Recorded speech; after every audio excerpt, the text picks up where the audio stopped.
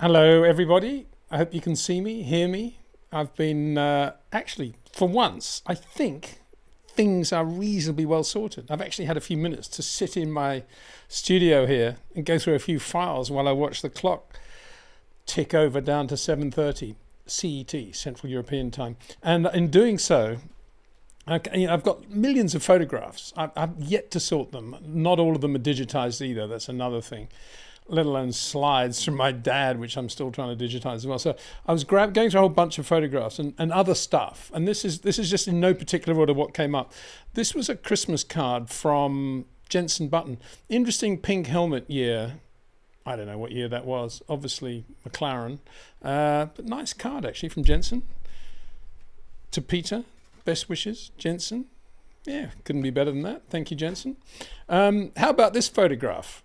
How about this? This is me navigating, co-driving with Hannu Mikkola obviously in an Audi Quattro in the Welsh mountains on a special stage, which we actually won together.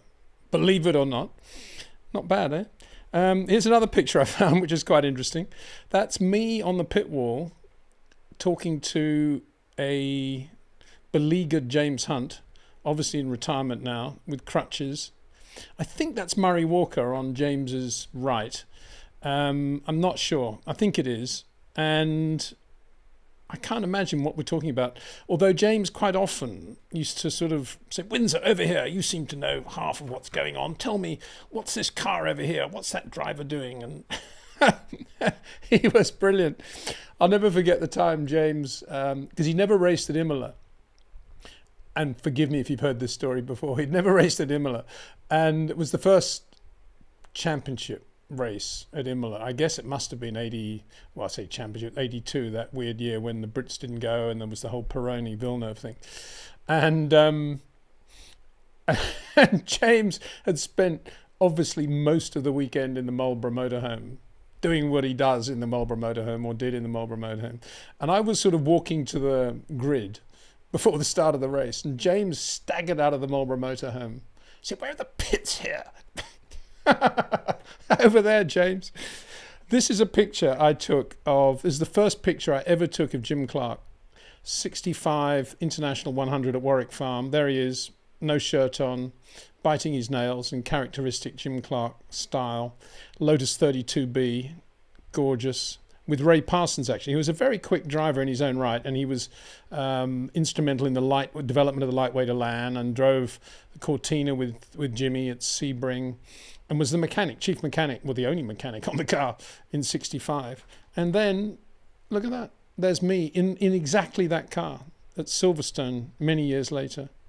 Actually, it's quite a long time ago that this picture was taken, but I actually got to sit in that car.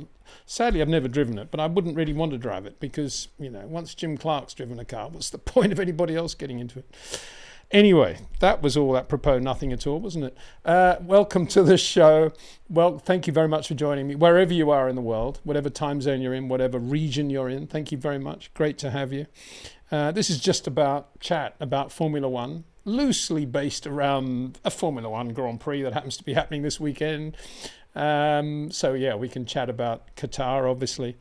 And it's an interesting circuit in many ways, because it's one of the circuits on the calendar that was designed around MotoGP, motorbikes, rather than Formula One. And other circuits have been adapted for bikes. Obviously, they race at Barcelona, Silverstone for sure, probably Austria, I would imagine. And so it's slightly different curbs and stuff, and runoff area, AstroTurf and things. So that'll be interesting. They did race there in 21, and there was quite a lot of damage with the curbs and the floors. They apparently have done quite a lot of work on the curbs and resurfaced, as they always do. So we'll see, the jury's out on what the track's going to be like, I think. It was also pretty cramped garages built for bikes in 21. And apparently they've spent a fortune redoing all the garage area, which will please all the Formula One high rollers, because, and the mechanics too, I guess. But it is going to be really, really hot there. It's sort of, 40 degrees stuff. So it's going to be interesting. As I said in the description for this video, because it's a sprint weekend, and we got, I think America and Brazil are also sprint weekends. I didn't realize there were so many. I just wish we'd get rid of those sprint weekends. Not my scene at all. But anyway, it is a sprint weekend, which means that they run on Friday, FP3, and they're running in the afternoon, which is going to be unbelievably hot for 1 hour. And then they qualify for the Grand Prix in the evening, and then they do a shootout or something, don't they? And then they race. So it's all, none of it's in sync. So none of the racing takes place in the ambience that they're going to be seeing in FP3, which is the only hour over the whole weekend when they've got to sort the cars. So it's, hit and miss. If for all the top teams, particularly the teams with a massive amount of strong and good information, Red Bull perhaps, it's a bit of an advantage, you'd have to say. Although, as we saw last year, Red Bull clearly got it wrong in the Brazilian Grand Prix when they got their ride heights wrong and they didn't have time to get it right, and they had to live with them for the rest of the weekend, and George Russell won the race. Nothing wrong with George winning the race, but it could happen to any team. That's what I think the message from Brazil was. And obviously Singapore was a similar thing for Red Bull, but it does throw it open to wild cards, as I said. Obviously McLaren, Ferrari, Mercedes, hoping that suddenly, magically, things might go their way. Of those three teams, the team most likely again to hit the ground running is going to be McLaren, because we have again that hard Pirelli compound choice across the board. All three compounds, it's the hardest in the range, and whenever that's been the case, McLaren have always been brilliant. So no reason for that to be any different. And if the car's half reasonable, with drivers like I was going to say Oscar and Lando, but I better say Lando and Oscar, they're going to be quick. So I would think they're going to be the nearest to Red Bull. It's an odd circuit. It's a little bit like Jarama, Spanish Grand Prix venue from about 1970 through to 81. When it was a non-championship race in 81, I think Alan Jones won it. Was it 80? Anyway, a little bit like that circuit, but sort of elongated, and not quite a lot of medium to high-speed corner. I think there's only one slow corner from memory. But what struck me about that circuit when we last raced there, 21, was the lack of any high-speed braking areas. Really, there's no real emphasis on braking, which is quite unusual. It's quite good in a way, although I think Ferrari will be a little bit annoyed by that, because I think they are pretty good, aren't they, at stopping from high speed. Obviously Red Bull are as well, but that's, Ferrari have proved to be pretty good, except obviously time management comes into it, but they are not bad under brakes, as we saw in Singapore. And that isn't going to be a characteristic of the Ferrari that will be flattered around Qatar, and there's quite a lot of corners there which might hamper its speed as well. Not sure they'll be looking forward to it that much at Ferrari, but you never know. These sprint weekends, all those things that look to be trending in those directions can all be thrown completely sideways, and you might see a Haas Ferrari on the front row of the grid or something like that. These things do happen. So yeah, it'll be an interesting one, and it'll be one of these sprint things, as I say. And Max, if Max outpoints Perez, I think it's by 6 or something like that in the race, he then clinches the Drivers' World Championship. Ho hum. I mean, he's going to be world champion. Whether he clinches it in the sprint race, the feature race, or the next race is kind of irrelevant, isn't it, really?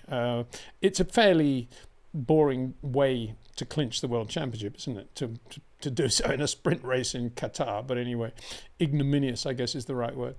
But none of this showdown in Morocco stuff that has characterized the World Championship over the years. But nonetheless, it's a signature to this championship, the way Max has dominated it. And if he can actually win it in a sprint race where there's much fewer points on offer, that's pretty impressive, isn't it, with all these races still to go. So that could happen.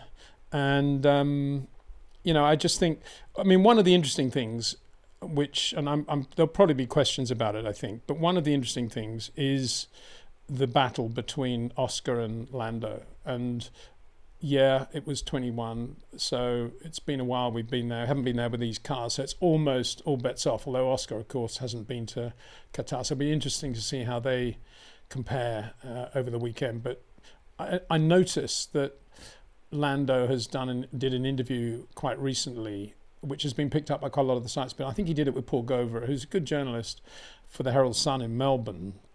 And in it, he's basically saying what we've been saying all along this year, from the start of the year.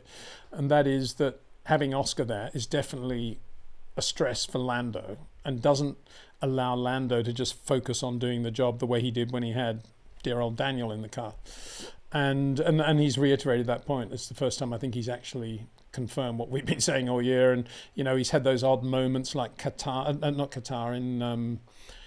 in Saudi Arabia, when he had that ridiculous spin at the hairpin, you know, just things that he wouldn't normally do purely because Oscar's going really quickly and there's a distraction there. So, yeah, you know, whether or not what it'll be like, there you see them, Oscar there. After that Japanese Grand Prix, what a weekend for him. Lando drove really well, but it is a big deal, and he's definitely more relaxed, I think, when he had Daniel in the other car. So yeah, that was good. It was interesting to see Lando concede that point, I think. Well, concede it, actually talk about it, which was good. He's a good guy, you know, and I don't know where Lando's future is. I imagine, I mean, if he got an offer, I think I've said this before, but if he got an offer to go to Audi for 26, and let's say they're going to run Norris, Porsche, that's a pretty good team for Audi, I think. So, yeah, there you go. I think, Andreas, that's what you need to be doing.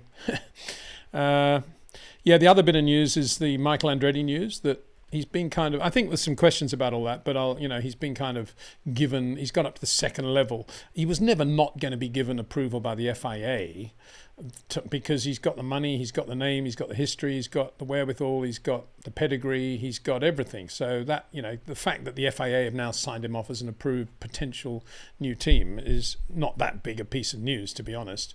The big question now is whether the private club will open its doors to an 11th team that will make the smaller, every slice of the cake a little bit smaller. And that could happen. Of course it could happen. I think they're still in harness with Cadillac at Andretti. And a lot of people might think, well, you know, Cadillac, Andretti, in the long run, it'll be beneficial to Formula One and maybe we can all benefit from this. But ultimately, it will come down to money. And if they may have to pay all the teams off, they may have to pay off the big teams, who knows. But it won't be straightforward because it's a private club and the private club has 10 members. And if you have an 11th member, everybody has less money. That's what it's all about. It's not something where the FIA can say, you will definitely have an entry. It has to be approved by the teams. So anyway, as I say, I think there's probably quite a lot of that in our questions anyway. So we'll get down to some chat. I've also got a short video I want to play, which I think you'll enjoy. But we'll start with Ali Shash, sorry. And you know the system here where I copy it and then I paste it into here. I'm having to say that as I do it because I want to make sure I got it right pretty much last time, I think. But it's a bit of a palaver every time. It's just a bit of a shame. But anyway, so thank you very much, Ali, for this question. Do you think it's a coincidence that the three shortest corner drivers drive for the three best teams? All this short corner stuff. I was talking to Rob Wilson yesterday. I was telling him about, you know, the move to have short corner t-shirts made, and he said, yeah, bring it on. He was at Hethel actually doing his training day with a young driver at Hethel. So we had a few bits of banter about whether he was going to break the lap record there, and he was on hallowed ground, of course. That's where the Lotus 56 and the Lotus 49 first turn wheels, and Rob was, yeah, you know, in good form. Anyway, short corners, no, I mean, to drive well in Formula One is never easy, and every driver is slightly different. But there's no doubt in my mind, and I think it's a fairly established fact now, that the great Grand Prix drivers do have this feel for getting into the corner a little bit early so that they can extend the straight on the exit, and equally in getting in early they can stay on the power just a little bit longer than they would normally do so if they were an average driver who had to be in a straight line in order to turn, because they've got that ability to trade off lateral load against decreasing braking load and keeping the front full of grip. And they're doing that with a tremendous amount of juggling, very supple movements. So they've extended the straight going into the corner, and they extend the straight coming out of the corner, because, you know, it's all about the straights. The corner interrupts the speed of the car, if you like. So all the great drivers have that philosophy, and obviously they're all slightly different, but they all basically drive that way under the heading of every corner is different and the variables are changing all the time. So if a driver with that sort of talent is very successful early on, and the chances are he will end up eventually driving for very good racing teams, whether it be in Formula One, whether it be in sports cars or wherever, because he's always going to be able to deliver under pressure more than a guy who's driving on reflexes and a reactionary late braking, straight line braking guy. And he's got the ability to adapt within all the variables. So he can do a lot more while he's actually just driving the car. He can you know, manipulate the car. He's got more brain capacity to think about strategy and so forth. So inevitably the cream will come to the surface, but not always. And sometimes great Grand Prix drivers who don't shorten corners win world championships. I think Jack Brabham was a good example of that. I mean, Jack was not a driver that I ever saw or have ever seen photographs of who was into short corner. He was much more into just balancing the car with a drift, getting the back end out, quite late braking, and all about really good throttle control and balance from apex to exit. High minimum speed driver, you'd call Jack. And so, yeah, 3 world championships. So I can't say, unless you're a short corner driver, you're never going to be successful. I mean, of course, that's nonsense. But if you are, you've got a very good chance of being successful. I mean, Nigel Mansell, one of the greatest short corner drivers in my view of all time, didn't get a decent Grand Prix drive until halfway through his Formula One career. So, I mean, that was other factors involved, obviously. But it doesn't guarantee that you're always going to be in a great car, obviously. So, yeah, you know, it's an interesting question. Right now, is it coincidence? I mean, it's no coincidence that Max ended up in a Red Bull, really, because Helmut Marko's pretty sharp. Jos Verstappen was a guy that was on the radar long before Max was in Formula One. He was, you know, Jos was talking to Helmut about that, and he would have been watching him in Formula 3, karting right through to Formula 3. So that was no coincidence. He was always doing very well. Lewis, again, you know, Ron Dennis back to winner with Lewis. Whether Ron could see that short corner element of Lewis, I've no idea. I doubt it, because I've never heard Ron talk about that, but the short corner element of Lewis. But he is a short corner driver, and Ron backed him, and so no coincidence he ended up doing extremely well in a McLaren, and then obviously subsequently in a Mercedes. And Charles Leclerc, yeah, again, pretty much on the radar, the Ferrari radar early on, and able to return the faith that they had in him with some amazing performances right through to Formula 2. And, you know, and absolutely no coincidence there either. So, yeah, I mean, Oscar Piastri, I think, is the next case in point. I think, you know, he definitely has shorter corners than George or Lando, and he's got a lovely supple touch as well. So, no coincidence that he's going as well as he is, and it'll be interesting to see where he ends up. You know, by the time McLaren are winning Grand Prix again, he could still be there, and he could be a real winner for them, which is a good thing. Lando at Audi, you know, who knows? So yeah, thank you for that. Interesting to speculate about all that. This is from Shane Keenan. Get back to doing all this. The thing I'm nervous about when I'm doing all of this in and out of YouTube and into the OBS platform is inadvertently killing the OBS platform, because it's, as I say, it's an incredibly difficult thing to get it to work again properly, and anyway it would kill the stream. So I've just got to make sure I don't do anything in a rush, because that would be a disaster. Shane Keenan. Hi Peter, hope you're well. I am very well, thank you. Just finished reading Jim Clark at the wheel. Oh, brilliant, good stuff. What struck me most was the difference in overall driver safety from then to now. Yeah, it doesn't strike me that much when I read the book, but why doesn't it strike me that much? Because that was the era in which he raced, and I think, you know, Jim always felt that he was taking the most safety precautions that he could that he was maximising the safety precautions that he could. But racing was dangerous, and you chose to do it or you didn't. I think that was his attitude. I know where you're coming from. 1960, his description of the 1960 Belgian Grand Prix, the loss of Alan Stacey and Chris Bristow, and driving past the scene of the accident, particularly Chris's accident, really shook Jimmy. He hated Spa thereafter. And particularly after he was there in that race when Archie Scott Brown was killed as well. So, yeah, that's why he hated Spa. And then the 61, Monza. But they just, pulled up their socks and just went racing the next day. One of these other, I was talking earlier right at the start about pictures and going through stuff. Another magazine I was just reading, actually I was reading the 63 Automobile Year. Lovely book.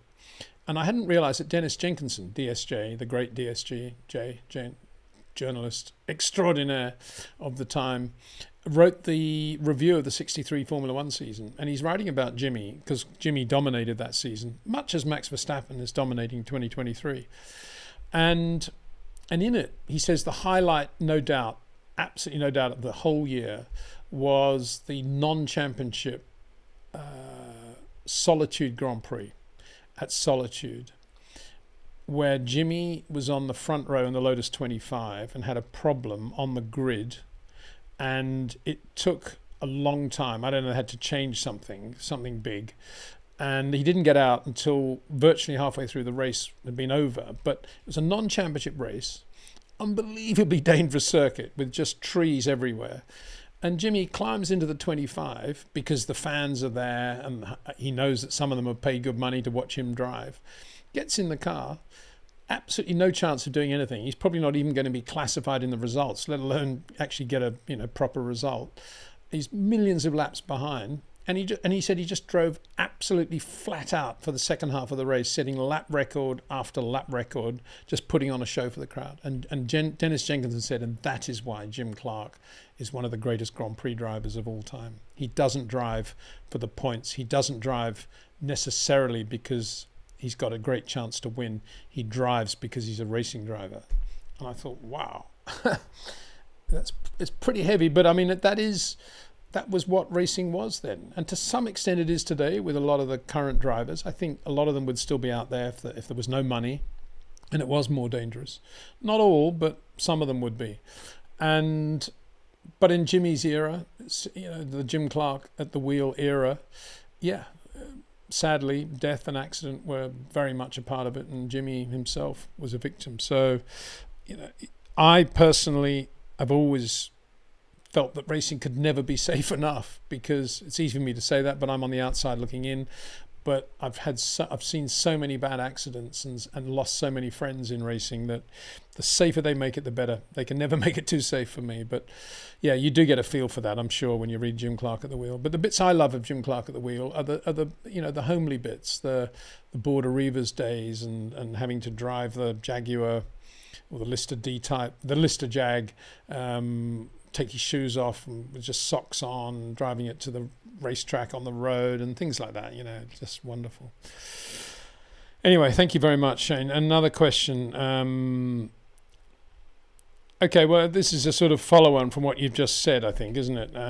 So we'll put this up as well. I think and I've kind of brushed on this already, but we'll take it to this next level of detail, and that is, how do you think Formula One's changes in driver safety over the past 5 to 6 decades have influenced wheel-to-wheel racing, qualifying laps, etc.? Well, I think the standard response is, oh, well, these days it's very difficult to hurt yourself, so everybody takes more risk and the standard of driving is lower. I'm not sure that is the case. I've listened to people say that a lot, and I suppose sometimes I've gone along with it. But I think at Suzuka we saw incredibly high standards of driving. This is the recent Japanese Grand Prix. I think that's a circuit where it's not very forgiving, obviously, but there were some very, very brilliant moves and passes and just laps. I mean, Max's lap Max's lap through the S's, but equally Max's lap sectors 2 and 3 when he's running more wing qualifying lap, and he's still going a little bit quicker. I mean, it's really impressive to watch. And those things are still those are all about drivers doing what they're doing, because Suzuka, you can have a big one. And I think I think this is only my belief, but I don't believe any human being has ever driven the perfect lap, one lap with every corner perfect. I don't believe it's physically possible. So because of that, it doesn't worry me that the racetracks of today are as safe generally as they are, because it still comes down to doing that perfect lap, regardless of the runoff area that's around. Yeah, there may be more people using it, but the perfect lap is still out there to be chased. And that is what ultimately, for me, Formula One is all about. So, and I don't think anyone will ever do the perfect lap. You often hear drivers talking afterwards, I didn't get it quite right, could have done a little bit more, bank a lap more.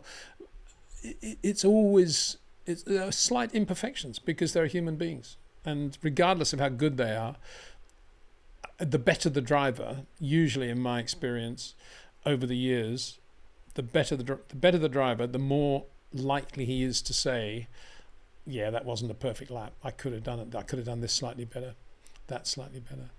They tend not to ask today. When a driver says, yeah, it was a good lap, didn't get it quite right, the interviewers very rarely say, well, tell us, what could you have done better? Looked pretty good from where we sat. They never say that, do they? I don't know why. Because I used to do that a lot as a journalist. I used to say to Ayrton Senna or Jackie Stewart or Mario Andretti or Niki Lauda, they'd say that. And I'd say, well, where? And then Niki would say, 9/10. I was 9/10, 99%. I said, yeah, but what does that mean, Niki? Braking slightly early or what? Yeah, towards the end of the lap, maybe. You didn't really get much out of them. Mario was, I think you got the impression talking to Mario that he did do the odd perfect lap. So maybe we should make one exception in the world, and that's for Mario Andretti. And if he was here now saying, yeah, I did that lap as Zolder in '78. I don't think anyone could have gone any quicker. I think I would hand it to him and say, okay, you're right. Yeah, you could have done that, Mario. What a guy Mario is. So I'm going to do another interlude now. I'm going to call it an interlude because, why not? Another thing I did, another thing I've been saying, with all my books and magazines and pictures and stuff, I've done a lot more. One of my great pleasures is to be just walking around the house and just, I haven't seen that book for 25 years. Yeah, brilliant. I didn't realize it had that and whatever. The 63 automobile year, Dennis Jenkinson's piece on Jim Clark. To be honest, I didn't even know it was there until I opened the book, because quite often with Automobile Year, you just go to the racing bits and look at the great pictures. You don't actually read all the reviews, but there was Jenks and it was fabulous.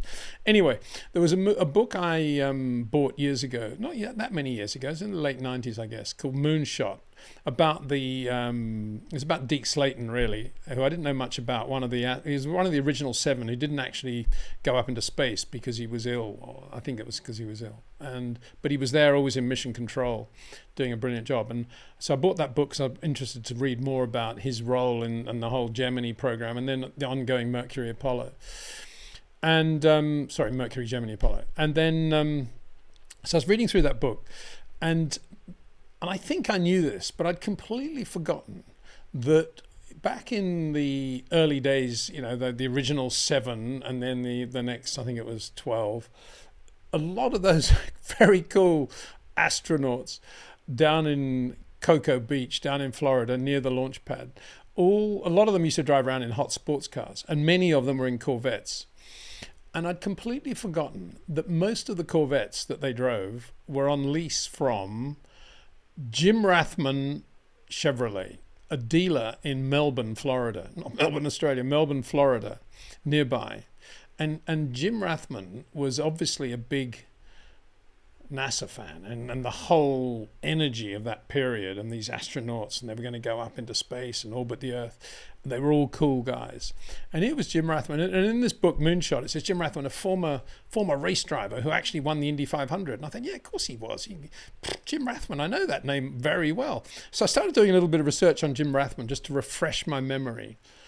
And yes, he finished second 3 times in the Indy 500 before he won it in 1960. So he was a serious player. But just as significantly, in 58, he won the race of 2 worlds at Monza. The only time he ever raced in Europe. He went there, and you'll remember what that race was. Run for two years, 57 and 58, on the banking at Monza in the reverse direction. Unbelievably bumpy and dangerous, to the point where all the European Formula One team cars and drivers all strapped themselves in with USAC style, with the shoulder harness and just to stay in the car on the banking. Fangio was unbelievably quick, but then had problem in the race. But one of them, Fangio, went out. It was raining. I think it was 57. He went out in the wet on the banking. Fangio, and he was lapping at 145 average in the wet on the banking at Monza. It was just the bank oval. That was Juan Manuel Fangio. So don't ever classify Juan Manuel as a sort of, regimental, boring driver who just reproduced race after race. This guy was a total fearless racing driver. Anyway, Jim Rathman didn't race in 57, but in 58, he won all 3 heats. The race is divided into 3 parts. He won all 3 heats. And he was averaging something like 146, 147 miles an hour. Unbelievable. A Watson Offie, front engine roadster around the Monza banking. 1960. So I thought, wow, what an amazing guy to have done all that. And then he just sort of settled down to the dealership. So here is a picture of Jim Rathman. Is that guy cool or not? And see that helmet with the leather ear straps? That is, he wore that helmet right up to the end of he did the Indy 500 in 63, as late as 63, and he's still wearing that same helmet. Everybody else is in Bell Magnums by then. So there's the dealership he set up when he retired, Rathman Chevrolet. And you can imagine all those NASA astronauts coming along. And one of the things he did with his brother Dick, his elder brother Dick, who was also really quick. And Dick was famous for also being super good around Indy. But he was the guy who was racing at the front of the Indy 500 in 58 against Ed Elysian. And Ed went inside him into turn 3 and then spun, and Dick sort of had a moment as well. I think he hit the wall, but then there was a massive shunt behind them as a result, because they were right at the front of the pack, and Pat O'Connor, of course, was killed, the great Pat O'Connor. And so that was, Dick's name is to some extent, for me, synonymous with that 58 Indy 500. But nonetheless, the Rathmans, with that, look at that go-kart. Aluminium chassis. I mean, that's a rebuild, obviously, but that was how sophisticated it was, the Rathmans. So I thought more and more, wow, what an amazing guy. He won. USAC also went, can you believe, to Daytona in 59. It's the only time they ran on the Daytona Tri-Oval, very steep. And Rathman won both those heats as well, both those races. What a guy. What a racing driver. And then in 62, look at this. This is Jim Rathman in 62 in Smoky Unix. It's still the Watson, I guess, Offie. But look at that wing. Bear in mind that the Chaparral didn't start running big wings in the Can-Am until 66, and then the 2F in 67 in the World Endurance Championship. Yes, we'd seen wings in Formula One before that, notably Michael May, I think it was 56 Nürburgring 1,000 kilometers on a Porsche Spider, and the odd sprint car had run them. And obviously that wing is based on a sprint car wing. Here it is. You look at the end plates. They're plexiglass end plates. I don't know why they did that, but obviously easy to mold, I guess, and shape. And there you can see a close-up of it. Look how well structured that is and well designed there, that wing. Of course, as we now know, the length of that cord, unbelievable drag, incredible downforce. So it wouldn't have been very quick in a straight line. And apparently that car was as quick around corners as it was on the straight, doing about 100, I would guess near 150 miles an hour, that sort of thing, 146. Yeah, around there. And they actually took it off for the race. But incredible, eh? Not quite sure, if enough credit was ever paid to Jim Rathman. And he lived through to, bless him, I think 2011. And it breaks I really kicked myself. I've said this before. The number of racing drivers who were alive and there to be spoken to and to be known when I was also working in Formula One, as I am still, but I was around then as well. If I think of Maston Gregory is a good example, Richie Ginther was another,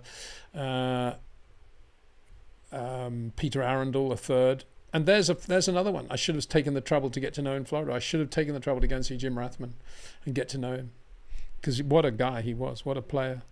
And that all just happened just from picking up a book. Amazing, isn't it? I think, I have this discussion with Rob Wilson sometimes about the difference between books, dictionaries, and Wikipedia. Because Rob's, as you can imagine, is a massive, not only is he anti-Wikipedia, but he's very pro-dictionaries and books. And his argument is that you always see interesting things on the way to the destination you're going to in a dictionary or any book like one I've just described. Whereas in Wikipedia, it's just like, bang, there's your answer, no discussion, go away.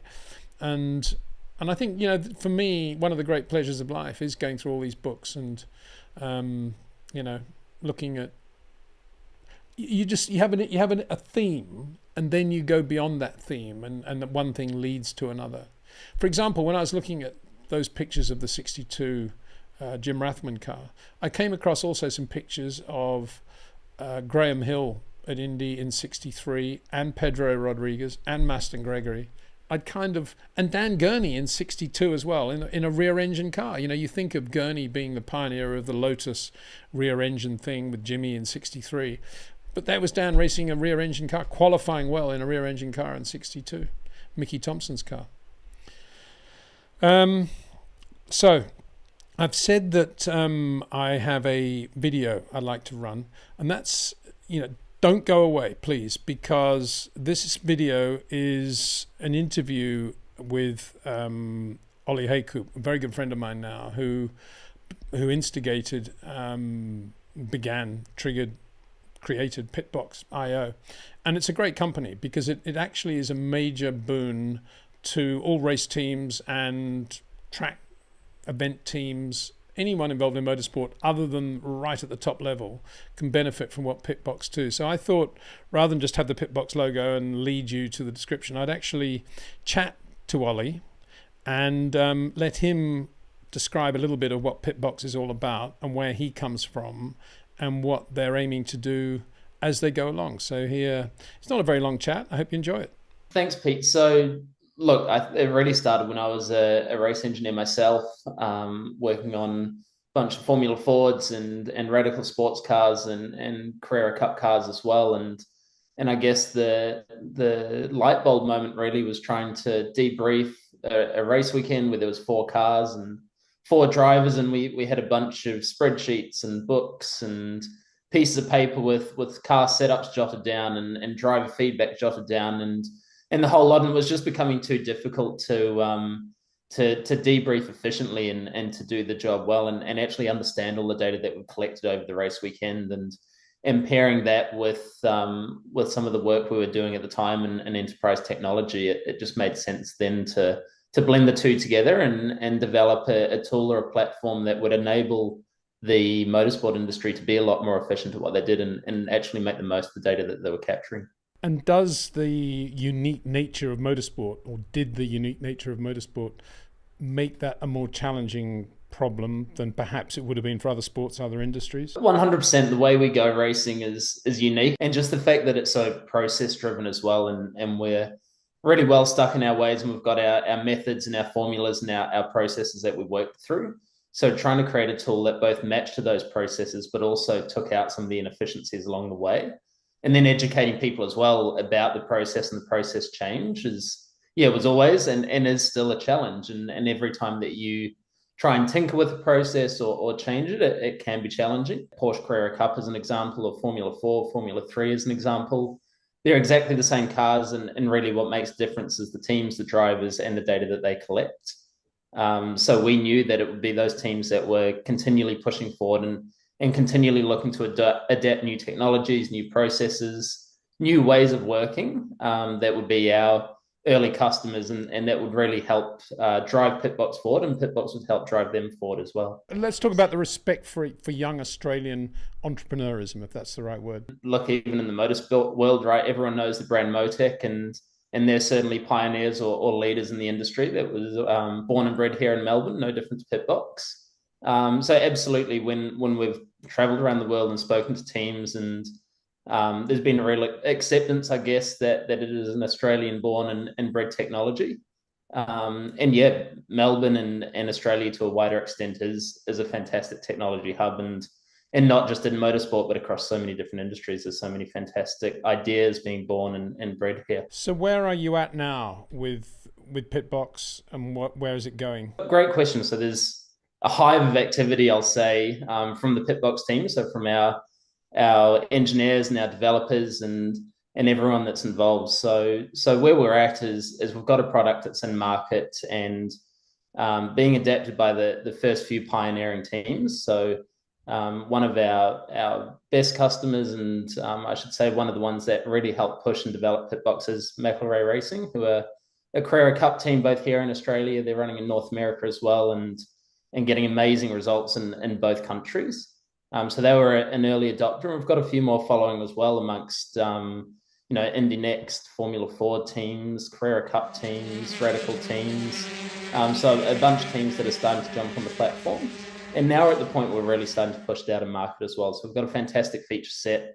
It's been given the tick or the seal of approval, if you like, from many of the teams that are already using it and adopting and to be honest, getting a step on the competitions. So we're just about to launch our go-karting feature as well. So go-karting is a massive industry, I guess, within motorsport. And when I was over in the US, I was fortunate to speak to a couple of teams, and they're running 30, 40, sometimes even 50 drivers at some of the big events over there. So massive team efforts, and look, that's why we think Pitbox is a fit for some of these go-kart teams as well, because they're running a huge operation, and their requirement for driver feedback for car setups, or kart setups in this case, is no different to professional level racing as well. And in America alone, there's tens of thousands of go-karters that are running every weekend. So we're just launching that in the coming weeks. At the moment, before they're using companies like yours, how are they actually managing that data? They're using a range of methods. So good old pen and paper never goes amiss until you lose the pen or the paper, that is. A lot of it's done through WhatsApp and text messages. Emails before the event as well. And to be honest, a fair chunk of it is done through word of mouth. Pitbox at the moment, as it stands, requires an internet connection. And it was a gamble, you could say, that we took as a company, that 5G and sort of the latest cellular technology would stand up. And certainly it's what we found here in Australia is you could be in the middle of absolutely nowhere at a Queensland raceway or something similar, and the internet absolutely holds up and doesn't give us any strife at all.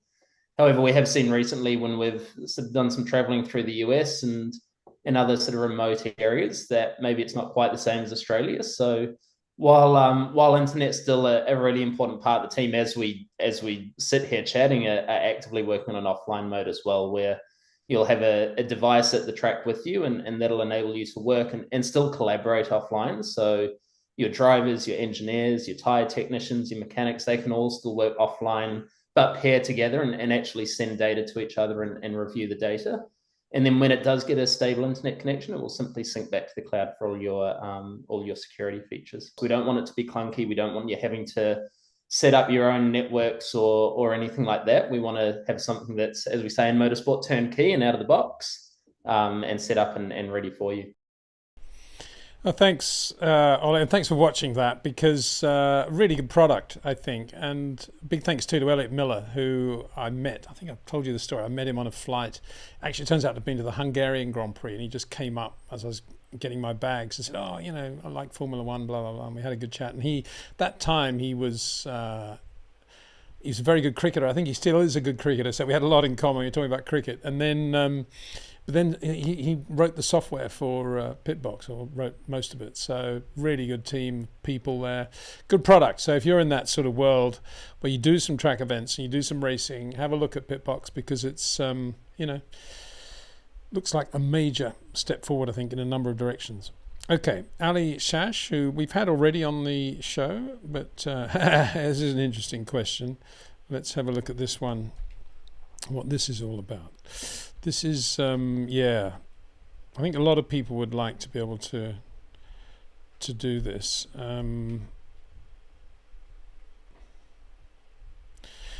can you draw the path of a short corner driver versus a long corner driver over a lap? Well, of course, as I keep saying, for great racing drivers, every corner is slightly different. So you can't say, oh, this is where they turn in, or this is where they rotate the car, and this is where they get the car absolutely straight. Everything's slightly different. All I could say is that if you, it's obviously, just a simile. It's nothing to do with reality. But if you had one of those things that puts the paint on the road, down the center of the road, does the stripes on the road, and you had it out the back, and you had the white paint coming out the back of a car using long corners, braking in a straight line, geometrical apex, and then getting on the power as soon as possible, making the corner as long as you possibly could, as smooth and as extended as you possibly could. And you measured that white line, and then you measured the same white line off a driver who's like a Max or a Lewis, using short corners, getting into the corner earlier, rotating the car, getting the car straighter sooner. Absolutely for sure, that white line would be appreciably shorter on the short corner driver. The lap would be physically shorter. That is another point. I don't make that point massively vociferously when I'm talking about short corners, because it's more about manipulating the car at the right moment and rotating the car at exactly the right moment, and it's more about the rate of input of the driver in getting himself in a position to be able to do that without understeer. Really difficult thing to do. But yeah, it's a shorter lap. It's absolutely a shorter lap. So yeah, one day I suppose we might try and do some sort of figurative demonstration of what the lap might look like, but without all the other inputs, it won't look very comfortable, because you'll see a 90-degree right, say, and you'll see a short corner driver going in slightly earlier, and then a longer corner driver braking a little bit later, and then coming in for longer rather. Well, braking later in a straight line, and then coming into the geometric apex, whereas the other guy's rotating the car. And you think, well, why isn't everybody doing that? If the corner's shorter, why can't you do that? The problem, of course, is that it's getting the front of the car to enable you to do that, because it's so difficult when you go in early and you're staying on the power for as long as you can, because you've got a slight steering moment just to get the car coming in towards an early apex, but it's not enough to have to really come off the throttle. And then you've got to brake and come out of the brake pedal pressure at the right rate and load the steering up at exactly the right rate so you don't get understeer. That is the art. And it's very difficult to portray that graphically. Very difficult. Impossible, I think, actually. You can't do it on telemetry, that's for sure. So, but anyway, I hope that helps a little bit. Nathaniel Wu, I'm not going to put this one up, but read it. The thumbnail looks like a screenshot of Minecraft. My son Jack would probably agree with that one. Yeah, I thought it was quite a nice picture, actually, from 2021, obviously, that Qatar at night looks quite impressive in the desert there, doesn't it? All that purple lighting. Okay, interesting corners combinations to watch in Qatar. That's a difficult one, isn't it?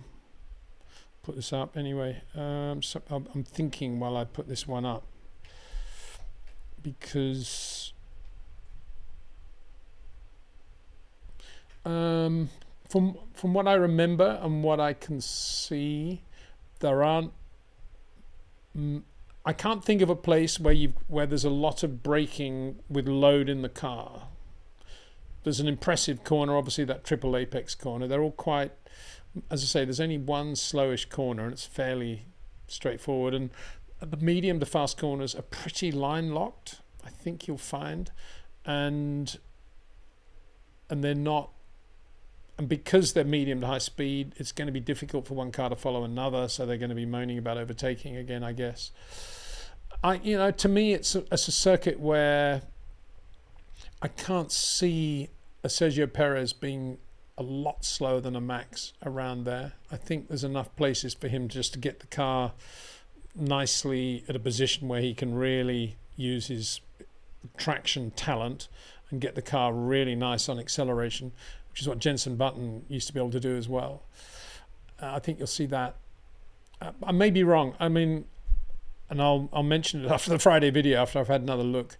at what they're doing around there. I don't think, though, from memory, there's anywhere that runs out at you like, I don't know, the last corner at Valencia, for example, or turn 9-10 in Bahrain, or turn 1A, 1B, the S's, Degner's and Suzuka, or even Copse at Silverstone, let alone Beckett's. There's nowhere I think, wow, it's just all, how good the car is the limit for what they're doing, kind of, within realms of difference, obviously. Maybe wrong. I'll obviously leave my options open until we see them running again. And my excuse also is, of course, that the circuit will be quite different because it's been resurfaced and probably the curbs are different as well. So we need to just give it a little bit of space for that one. But thanks for the question. Right, this is from... Let's have a look.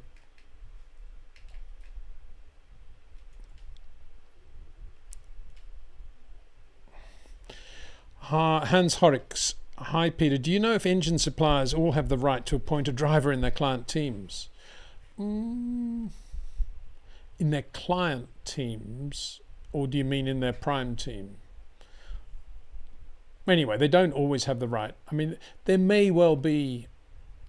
I mean, if you go back, for example, to Williams winning the World Championship with Honda in 86, 87, Monaco 87, before the 87 championship has been won, Honda, who was supplying the engine to Frank, said to Frank, in 88 we want a Japanese driver, we want Satoru Nakajima in the car, in a Williams racing, if we are to continue to supply engines to you.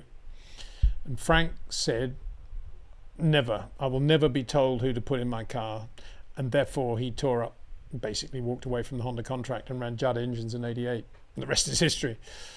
And had, of course, he kept the Honda engine and put Nakajima in the other car, and the other driver would have been Nigel Mansell, because Nigel was under contract for 88 and Nelson wasn't.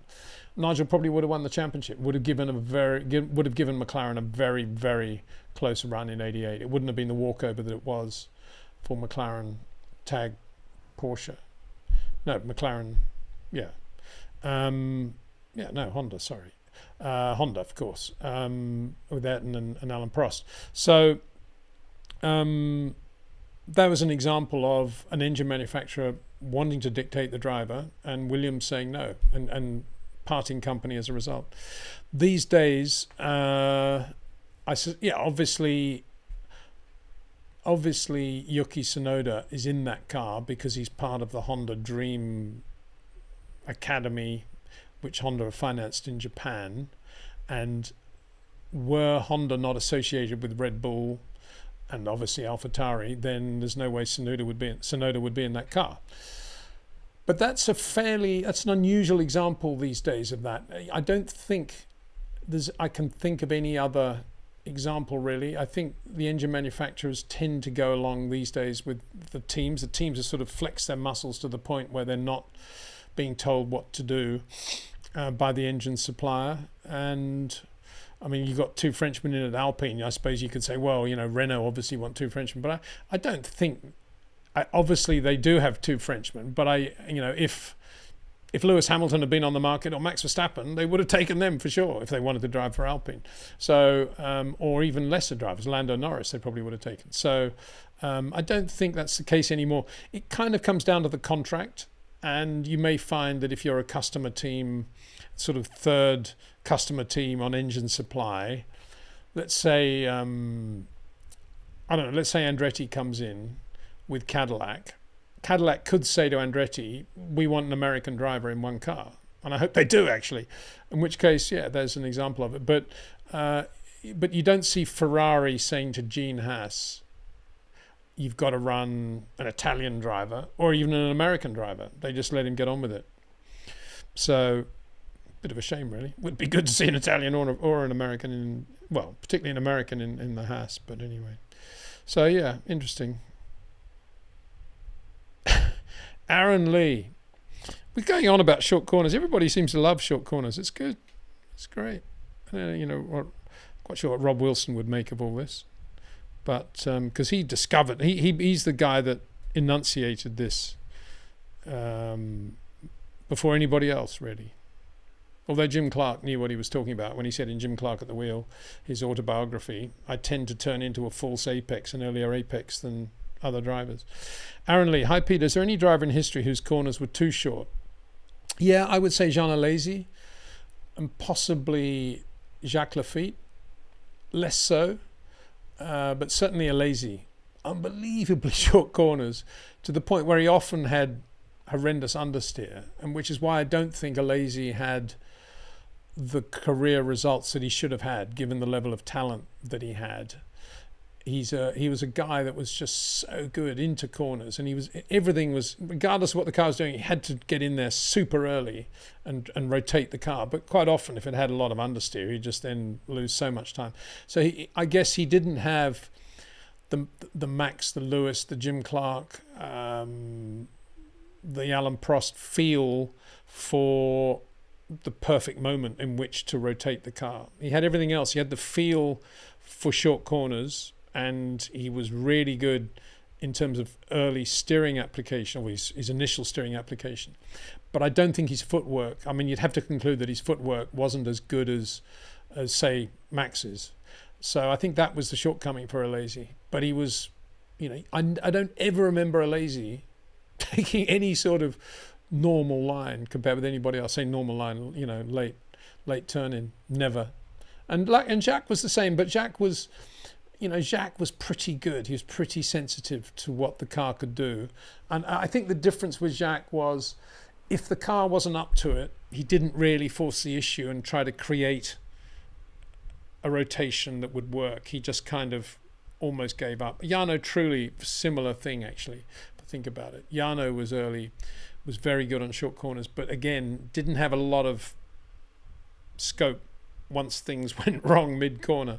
They weren't able to balance the balls as well as Max or Lewis or Charles and those guys, or the other ones, the great ones from the past. So yeah, I would add, I'd put those together in that bracket. Trying to think of some others. They're the ones that stand out and spring to mind, I think. Jarno particularly.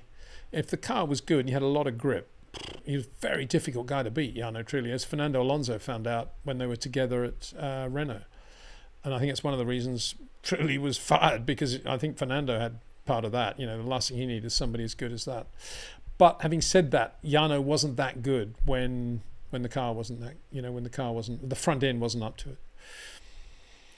He could get away with a reasonably poor back end, but he needed a front end to do what he could do well. But when he had it, he was phenomenal. So good question, Aaron. Thank you very much. I'll probably think of some others as we go along.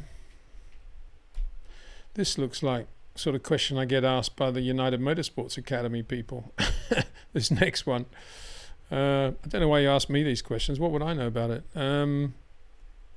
Let's see. Aaron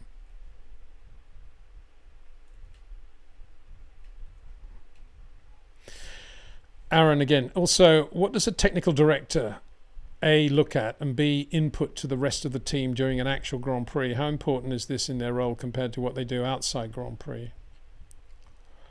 Well, by technical director, I guess you mean the guy completely in charge of the technology of the car, an Adrian Newey or anybody else in that role. And in that case, I think Adrian again is a little bit unusual, because he's a very good race engineer in his own right, and that's how one of the ways he started, actually, was as a race engineer. Christian Danner, Formula 2, and in Indianapolis. He just loves racing, and he's a very good in the pit lane race day engineer. So I suspect when Adrian is at a Grand Prix, even today, it's quite difficult for him not to be involved in the minutiae of running the cars and what's going on. But he's unusual like that. Many of the technical directors have a much higher 30,000-foot view of what's going on, even at a Grand Prix weekend. And they're not often at races. They're quite often back at base, working on the next project, or looking at all the stuff back at base, taking this overall view of what's happening. And I think they're always looking at trends. They're looking at where they're going with the upgrades that they've got, if they've got enough information to know if they're a positive or a negative step. They're making these quite big calls, and in that case, I don't think they've got a lot of input actually to the race team on the ground over the course of the race weekend. Unlike Adrian, I think you've got to put Adrian in a special, hermetically sealed world. But everybody else, I think that the guys at the top tend to have this 30,000 foot view of what's going on and let the foot soldiers run the car over the Grand Prix weekend. It wasn't always like that, of course. Take Colin Chapman, one of the greatest Formula One engineers of all time, creative, successful, wonderful manager, very fast racing driver in his own right anyway. Colin loved doing lap charts, loved doing the timing, wanted to talk to the drivers whenever they came in, got involved in every setup change, but at the same time was always sketching the next car on the back of a envelope, and he did everything, and that's the way he was. But those sorts of engineers probably don't have a place in Formula One anymore, sadly, because there are so many committees, so many subdivisions of the way the car is designed and built, and it's such a complicated package anyway, that it's very difficult to have, impossible really, to have one guy in charge like that. So, yeah, that's one of the things that's changed enormously over the years in Formula One. More's the pity, he says. Try not to sound too regretful. Right, another one here. So we're going to go through as many questions as we can today, as is our normal system. We never seem to get through all of them, but hopefully I'll get through a fair few before it's time to take Dexter for a walk. Get my priorities straight. Dear Pico, DePico. Hello, Peter. Mercedes will build a car like the RB19 concept next year. Will they? Okay. Red Bull is 2 years ahead of them. I don't think Mercedes will catch up before 2026. What do you think? Well, we're assuming quite a lot there. I've said that's what I think they will do. I think when Lewis says, I know what we should do, and I'm not an engineer, but I wish they would get on with it, I assume he's talking about doing a Red Bull RB19 concept car. But yeah, I think you're right. If they knew why the RB19 was as good as it was, they would have designed one in the first place. So it's a big leap of faith to assume that they now completely understand why the RB19 is such a great car, and why they didn't design that car themselves, and why their car was completely the wrong way to go. I don't believe they know the answers to all those questions, even as we sit here right now. All they can do is kind of poke in the dark still and say, well, we can't keep doing this. We've got two brilliant racing drivers. We've got enormous team, facilities, engines, the whole thing. We've got to start winning some races. All bets are off. Let's just do a Red Bull copy. But as you say, doing a Red Bull copy is one thing. Actually understanding why the Red Bull is so good is another. And if they're going to do that, having a car that's better than the 2024 Red Bull actually is not going to be that easy either, because Red Bull are already building on what they've been doing in 2023. So that's why there will be certain factions at Mercedes who will say that isn't the way to go. We need to persist with our car, and we need to understand why it's not working and all the things they've been doing. So they'll still be split, in my view, in that approach.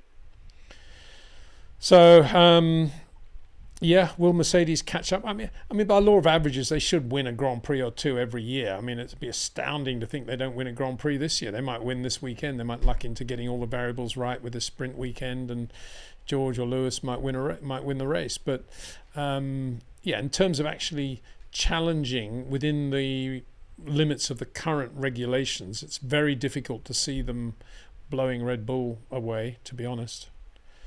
Will they even catch McLaren? I guess is an even better question, And that's the biggest problem, isn't it? The customer Mercedes team is blowing them away. That is a huge, huge problem for them. Right.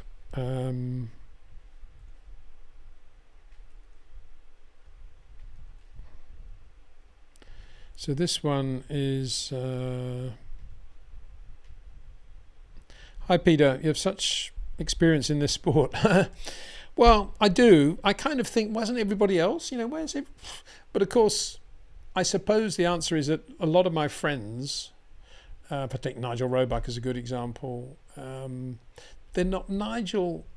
I've tried to ring him a couple of times recently. I haven't got through to him. I sent him some pictures today. One picture I thought he'd really like, and I know he will, of Bobby Marshman, really quick IndyCar driver who really showed his talent in the 64 Indy 500. Sadly, later killed tyre testing that year. But not many pictures of Bobby Marshman around. I found a good one, sent it to Nigel. But my point I'm making is that Nigel... and Rob Wilson's another good example. These guys, if you say to them, can I WhatsApp you or Zoom you? They sort of say, no, I don't do Zoom, or I don't do WhatsApp. And I'm kind of lucky that I'm doing YouTube and doing some other stuff. I'm probably not that good at technology, but I kind of like it, and I try to keep abreast of it. And I suppose that makes me a little bit different from a lot of people from my generation, because they tend not to use the new systems, whereas I love them, and I just love, doing stuff like this. So thank you very much for your comment. And I'm just trying to say I'm not that special. It's just that I actually am out there doing stuff, I guess, and it's kind of sad that the whole magazine and book world seems to have collapsed in terms of people like Nigel Roebuck having a proper voice anymore. Anyway, got through that. I'd like to know if you were there when Gilles had his tragic accident, and if you could say a few words about that day. Thank you. Yeah, I was, very sadly. I was at Zolder in 82. Funnily enough, I was just talking about Nigel. I was hanging out with Nigel, and we were... well, I can tell you exactly where I was. I was at the back chicane, which was just before braking for it, and I just saw, Gilles... I saw Jochen Mass come through very slowly in that Rothmans march, and then I saw Gilles. I knew Gilles was on a flyer, and I knew he'd got his last set of qualifiers on. It was the mixed set. And I actually remember thinking, Mass is, out of the way, don't hold up Gilles. And as they disappeared, all I saw was, Gilles sort of weaving slightly, and then they're out of sight. And of course, what happened was that Mass didn't indicate on which side he wanted to be passed. I don't even know if he knew Gilles was behind him going that quickly. And Gilles just went for one. He said, right, I'll pass him on the outside. And as he did that, Mass decided to move that way and just caught the back of the march, and that was it. And I remember talking to Gilles before that session, and he was still unbelievably irate about everything that had happened at Imola and how Ferrari had allowed Pironi to take that win from him. And he was saying, I'm never going to drive for Ferrari again after this season, and I don't care if I have to retire, I'll never do it. He was unbelievably angry about it, justifiably so, in my view. And one thing I'll never forget is that after the Friday practice at Zolder, there was a information sheet thing put out for the media about all the things that happened that day, this driver. And in one of them, it said, and Gilles Villeneuve complained bitterly about Jochen Mass, who had held him up badly on his fastest lap. That was the day before the accident. And just so those of you that don't know, the rule at that time was that you're only allowed to use 2 sets of qualifying tyres. And the difference in the qualifying tyres to the scrubbed race tyres or race tyres was unbelievably big. It was like, 3 seconds a lap. And what everybody did was run both sets, and then they would mix the sets. So obviously, if there were predominantly right-handers, the left side of the car got used more than the right. So you took the right hand off the first set and put it with the right hand of the second set, and that was your third set, called the mixed set. And Gilles, from the start of that year, had been on and on about how dangerous this was because of the speed differential. And all the cars were allowed out on the track at any given moment. And in those days, it was 23, 26 cars. And so it was constant speed differential, having to make decisions, people not looking in their mirrors, flag marshals preoccupied with something in front, and then behind they should have been waving the blue. And many times Gilles went to Bernie Ecclestone and said, this is absurdly dangerous. We need to change this rule. You can't limit us to 2 sets like this because we have to take ridiculous risks. And nothing ever happened. Of course, it did change after he was killed. But it was one of the worst days of my life, obviously. So sad. I was with Nigel. As we walked up to the scene of the accident, I was with Nigel. And it was. And Gilles, actually, that morning, as I'd driven into the circuit, he had his new Augusta helicopter parked there. And he said, "Oh, hi, Peter, you got to come for a ride in the helicopter," because he was staying at the Holiday Inn and getting the helicopter to Holiday Inn at Liège to the track. And it was, and then I went, the helicopter was there, and practice went on, and there was talk quite quickly of who will get Gilles' drive at Ferrari. That was just like, and I was so sad. I remember sitting on the steps of the little hotel where we were on the phone, trying to find out what happened at the hotel, and at the hospital. One of my friends was a doctor, and he told me the news then, and it was just like one of the worst days of my life. Even now, I feel absolutely terrible. And I flew to his funeral in Berthierville via New York, and that night I had to spend a night in New York overnight in a horrendously shabby hotel at Kennedy Airport, and I was on my own. I was so sad and depressed. That's why I say, to me, Formula One can never be safe enough. It's difficult now to talk about all the things that were crazy at that time.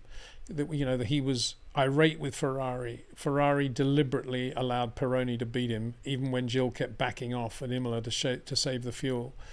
Gilles had been on and on about how dangerous it was to have only 2 sets of qualifying tyres. Too many cars on the track. Too many risks had to be taken. And exactly what Gilles had foreseen happened. It was, just terrible. Absolutely terrible. So anyway, there we go. Next question is from Marina. Let's have a look. I hope you guys like this business of putting the questions up. I think it's quite a cool thing, isn't it? It's just a shame I got to do all this business of the line scaling, whatever you want to call it, only because I'm an Apple Mac guy. Marina Nora Rodriguez, Juiz. Hi from Argentina. Hola. Love your videos and streams. I haven't missed one since the Silverstone Grand Prix last year. Thank you very much indeed, Marina. Very kind. Through you, I've learned so much about my favourite drivers, Charles, Lewis and Max. Well, if they're your 3 favourite drivers, you obviously have a great feel for short corners, because they're the 3. I mean, you're going to have to add Oscar to that fairly soon, I think, to that list. But 3 excellent Grand Prix drivers. Yeah, thank you very much for that video. I have a soft spot for Argentina, and particularly for Buenos Aires and all those wonderful years they had there. Great circuit, Parque Almirante Brown, and lovely times with Carlos, not only in Buenos Aires but also in Santa Fe, where he lived, and so many great memories of that time. Such a shame we don't have an Argentine Grand Prix, actually. Right. I think this is probably quite an interesting question, probably quite contentious. Let's have a look. Nemetic. Hi, Peter. Could you talk about Bernie Ecclestone? To me, it feels like he almost always made the wrong decision. Did Formula One succeed because of him or in spite of him? How did he rise to power? Well, depends on what you mean by succeed, of course. A lot of bad things in Formula One happened because of Bernie, and a lot of money and success and so-called professionalism only happened because of Bernie. I think those stories are fairly well told, are they not? That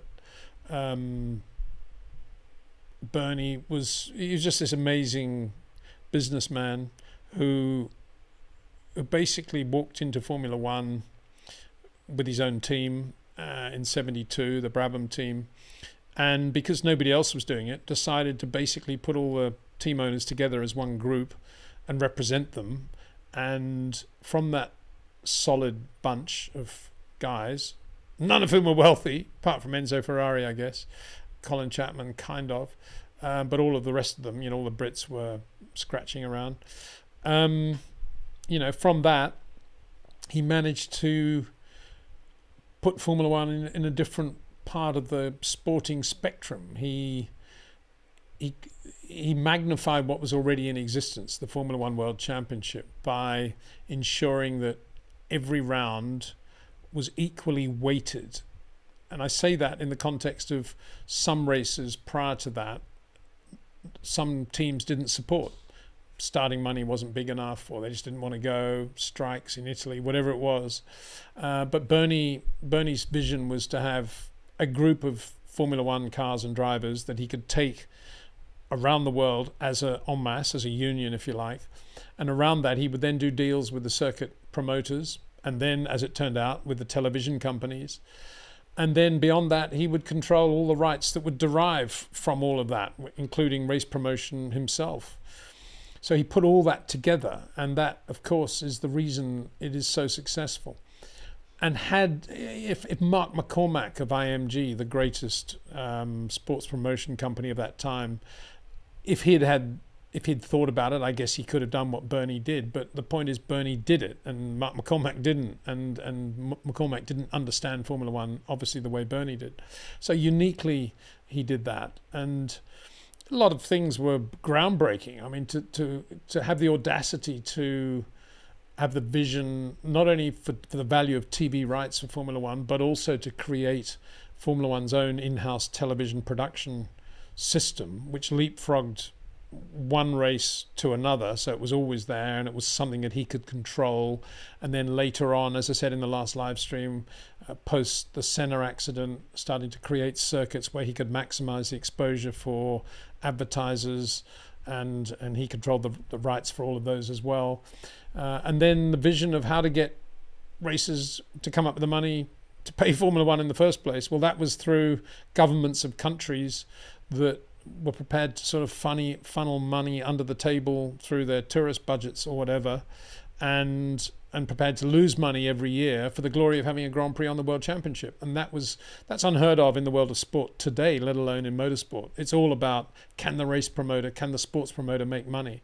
Well, Bernie's philosophy was, they don't need to make money. What they need to do is be a part of our great world championship, and they will accrue all the additional value that comes to their city or their country or whatever.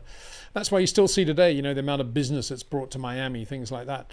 What you never see is how much it's actually cost to put on the Miami Grand Prix, and nor do you see how much money the teams actually win or get paid if they do well in the Miami Grand Prix, just to take a good example.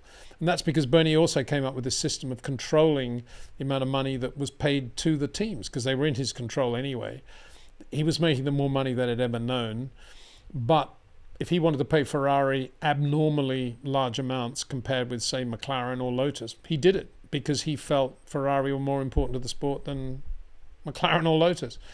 And then, of course, he brought Max in as well, his mate Max, as the FIA president, which basically gave Bernie control of world motorsport. And that's where all that power came from. And then he decided to, having created all these rights, the TV rights, the travel rights, Formula 3, Formula 2, all these rights, hospitality, he then sold them all together with the commercial rights to, was it Leo Kirsch in 2000? I think for 1.2, 1.3 billion. I'm obviously paraphrasing a lot, but all that money then went to Bernie, didn't go into the sport, didn't go back to the sport. And that's, I think, where the sport kind of obviously lost out, because if you think about the other great entities of sport, let's take Wimbledon as a good example. Wimbledon is a giant in the world of tennis, and it makes a fortune for sure.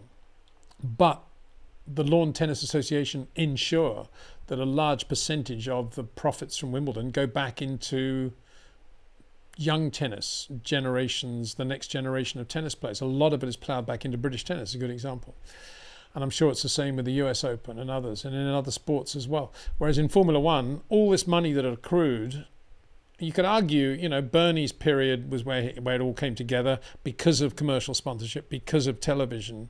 But Bernie was the guy that put it all together.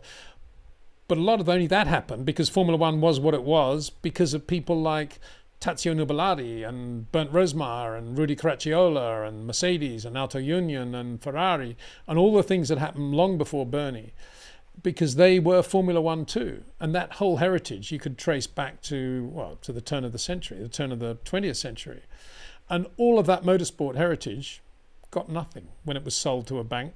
It all went to Bernie. And that's why Formula One today, motorsport today, basically is Formula One. And then below that, it's very rich families that can afford to pay their children to race in Formula 3 and Formula 2, and below that it's very rich amateurs who keep the sport alive in world endurance racing, and that's it, because there's no infrastructure to the sport, because there's no money to have an infrastructure, because it all went to Bernie's family. And that's where I think you can't blame Bernie for that, because he was allowed to get away with it. But I do think guys like Frank Williams, if you look back at the history now, Ron Dennis, Frank, Ken Tyrrell, Colin Chapman, they were all so preoccupied with paying the bills that month that when Bernie arrived with a brown envelope, and it was 3 times more than they'd ever had on a monthly basis before in their lives, they didn't ask any questions. Oh, sign here. Yeah, go off and do it. And that's why Bernie had all that money to just give to his family. And it didn't go back into the sport. And I think that's one of the great tragedies of motorsport. I've always felt that the thing that, obviously putting aside safety and tragedy, real tragedy, one of the most frustrating and annoying things about motor racing is to see a very talented young driver who's never given the opportunity to prove his talent on the big stage, because he doesn't have the money, he doesn't have the contacts, whatever it is. You've got to know the right people in motor racing. That doesn't apply to other sports. And that's worse today than ever, purely because all the money's gone to Bernie. So that's that. And I think beyond that, he was a very, I don't want to go into too much detail, but I never found him to be a particularly pleasant person, and quite, 81. There's no doubt now, you talk to a lot of the people involved in the Brabham team when he won his first championship, the car was underweight, it was this, it was that. And everybody thought it was a joke, and wasn't it funny? Because it was Bernie's team. They all loved him. They all loved the backgammon and all the Bernie stuff and the snide remarks. But to me, I think Formula One has a certain sheen to it that is the unpleasant side of any aspect of life when it's so orientated towards money, and that's the Formula One that we've known, I guess, since 72 really.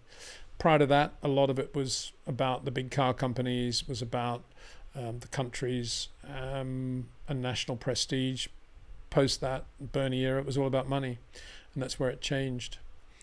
I'm a guy that doesn't necessarily think that bigger is better, so in some respects I'm the wrong person to ask. I mean, my final comment about Bernie is that like all people who have their dark side, he also has his very bright side, and there's no doubt he's probably done a massive amount for charity.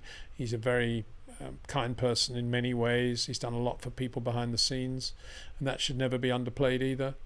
And I think he's obviously what else can I say? Not much else really. I think that's about it. I don't want to go into too much more detail about it, but that's Bernie.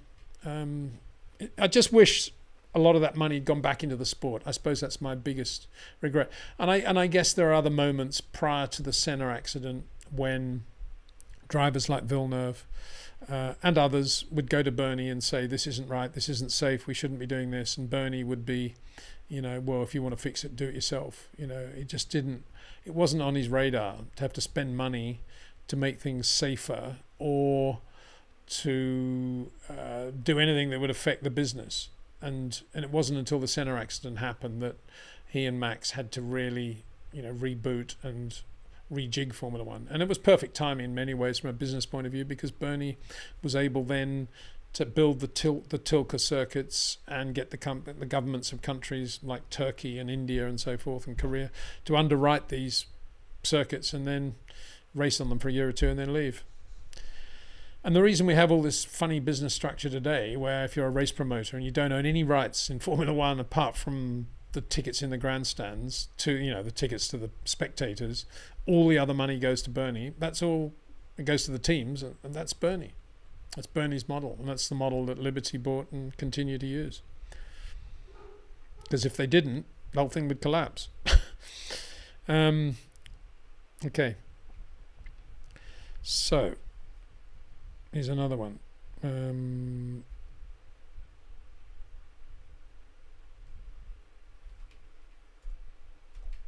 Vivek RB.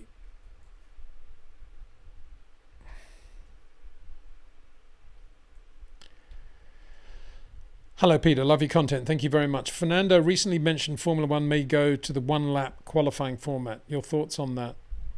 Well, we had that before, didn't we? And I quite liked it, actually. I thought it was quite good because you could really watch each driver out there doing what he does. And not often. I mean, if you wanted to know how does Zhou Guanyo's, what's his turn-in like, really, compared with, I don't know, Lance Stroll's, it's kind of difficult because you don't really get to see them that much.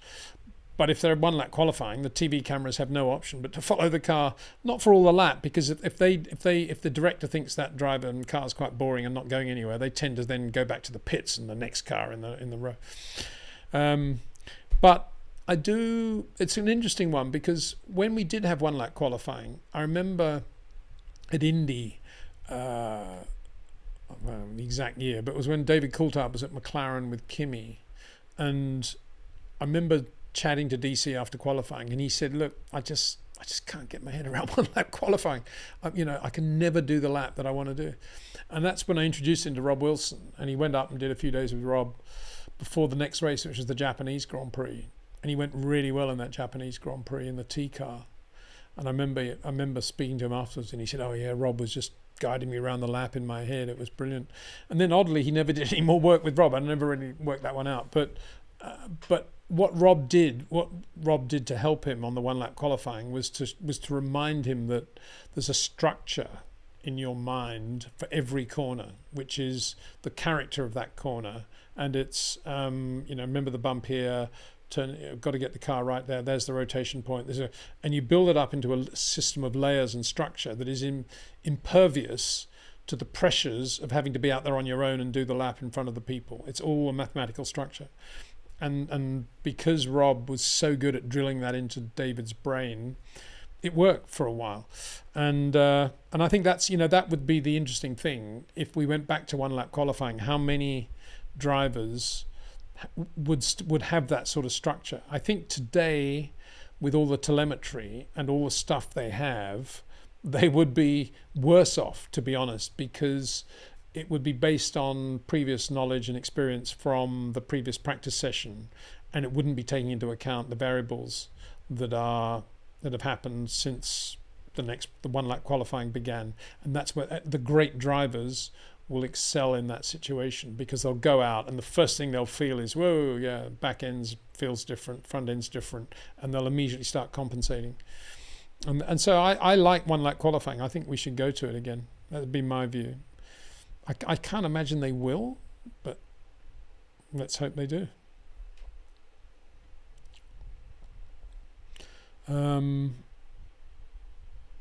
Alessandro Durango. Let's have a look at this one.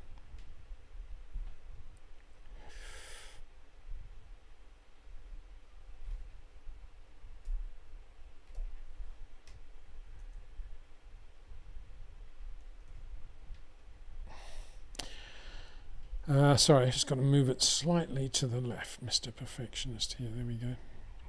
Alessandro Durango. Ciao, Peter. You correctly predicted Charles' strength in Suzuka. What do you expect from him in the upcoming races? Thank you very much. I don't imagine there'll be a lot between Charles and Carlos around Qatar. And I think the Ferrari won't have its, as I say, I think the absence of sort of really hard braking areas from high speed take away some of the good points for Ferrari. I mean, Ferrari's quite good in that area, so that's not there. And I think it'd be quite difficult for Charles. I'll tell you what might happen. I think Carlos could come back and actually do a very good job in Qatar, and I think that might be very frustrating for Charles, and you might see him getting a bit more irascible as a result, because he's kind of rebooted and Suzuka's happened, but he was always going to be good at Suzuka. The next few circuits, it's difficult to imagine Carlos Sainz not being really quick in Austin, in Mexico. Why isn't Carlos Sainz? I'm talking relative to Charles, not necessarily to Max. Qatar, I don't know. Well, let's wait and see. There are quite a lot of corners there, I suppose, but I don't think they're that, as I say, they're not that demanding. They're just sort of line lock corners where Carlos is always going to be very good. So the next circuit on which Charles might have an advantage over Carlos would be Interlagos, I would say. Quite a long time to wait. And the question is how Charles' demeanour will be in the intervening races.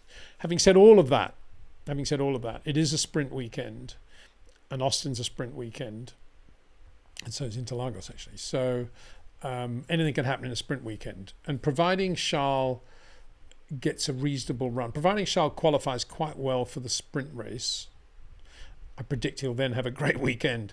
If Carlos out-qualifies him for the... Sorry, it's the first one is qualifying for the Grand Prix, isn't it? So if Carlos out-qualifies Charles for the Grand Prix on Friday night, I think Charles will be in trouble for the whole weekend. I think, he'll need to have... If Charles has a good run on Friday and is kind of up there and he's a little bit ahead of Carlos, then he'll be fine. But I think whereas Carlos could possibly be just behind Charles on the Friday, but might out what is it called, the shootout thing, yeah, they have. So yeah, this is quite an important race for Leclerc actually, in that sense. It's not a circuit where he's necessarily going to have a big advantage over Carlos though. Good question, thank you. Here we go. What's this one?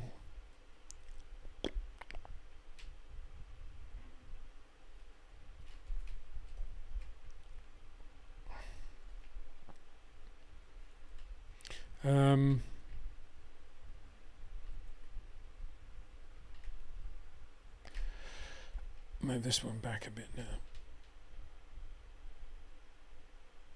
Right. Bill in the Blue Sky. There you go. Good name. Did not you get the FIA's memo? They are directing teams to get two close drivers so that if one team dominates, there will at least be a fight between teammates instead of a decade of boredom. No, I didn't get that memo. I don't see how they could possibly legislate on who was a quick driver and who wasn't. So, I mean, that's if that's the case, then they might as well say, well, everybody get in the same car and then we're going to have much closer racing. I mean, what are they saying? That we've given up on everything else and all we can have now is just racing between two teammates.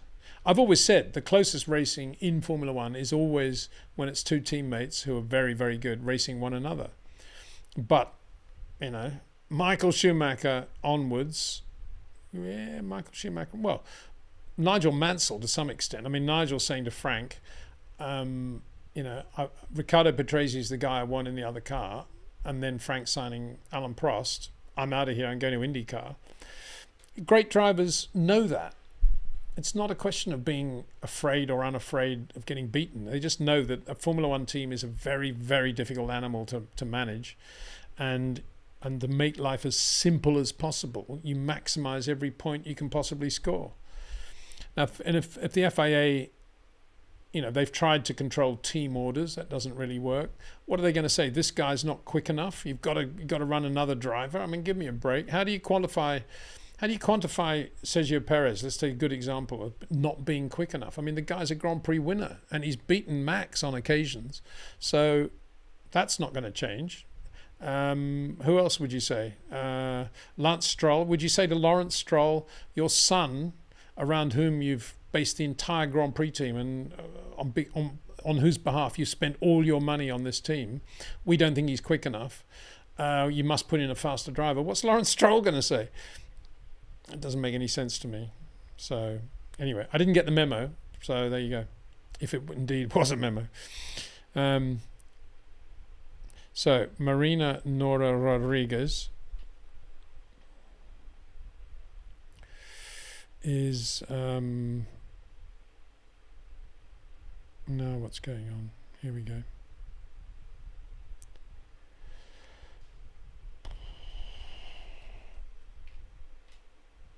Sorry, I've just got to get this right. Something just froze then, so I needed to sort it out.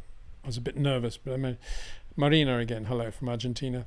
I've been reading lately that an oversteering car is faster than an understeering one. Is that so? Thank you.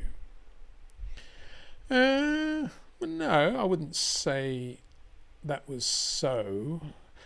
I mean,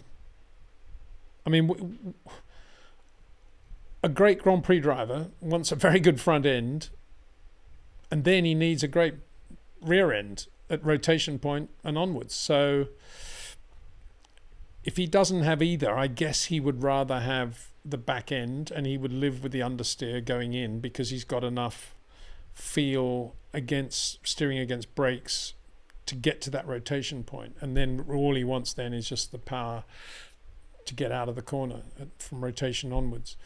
So that's that. I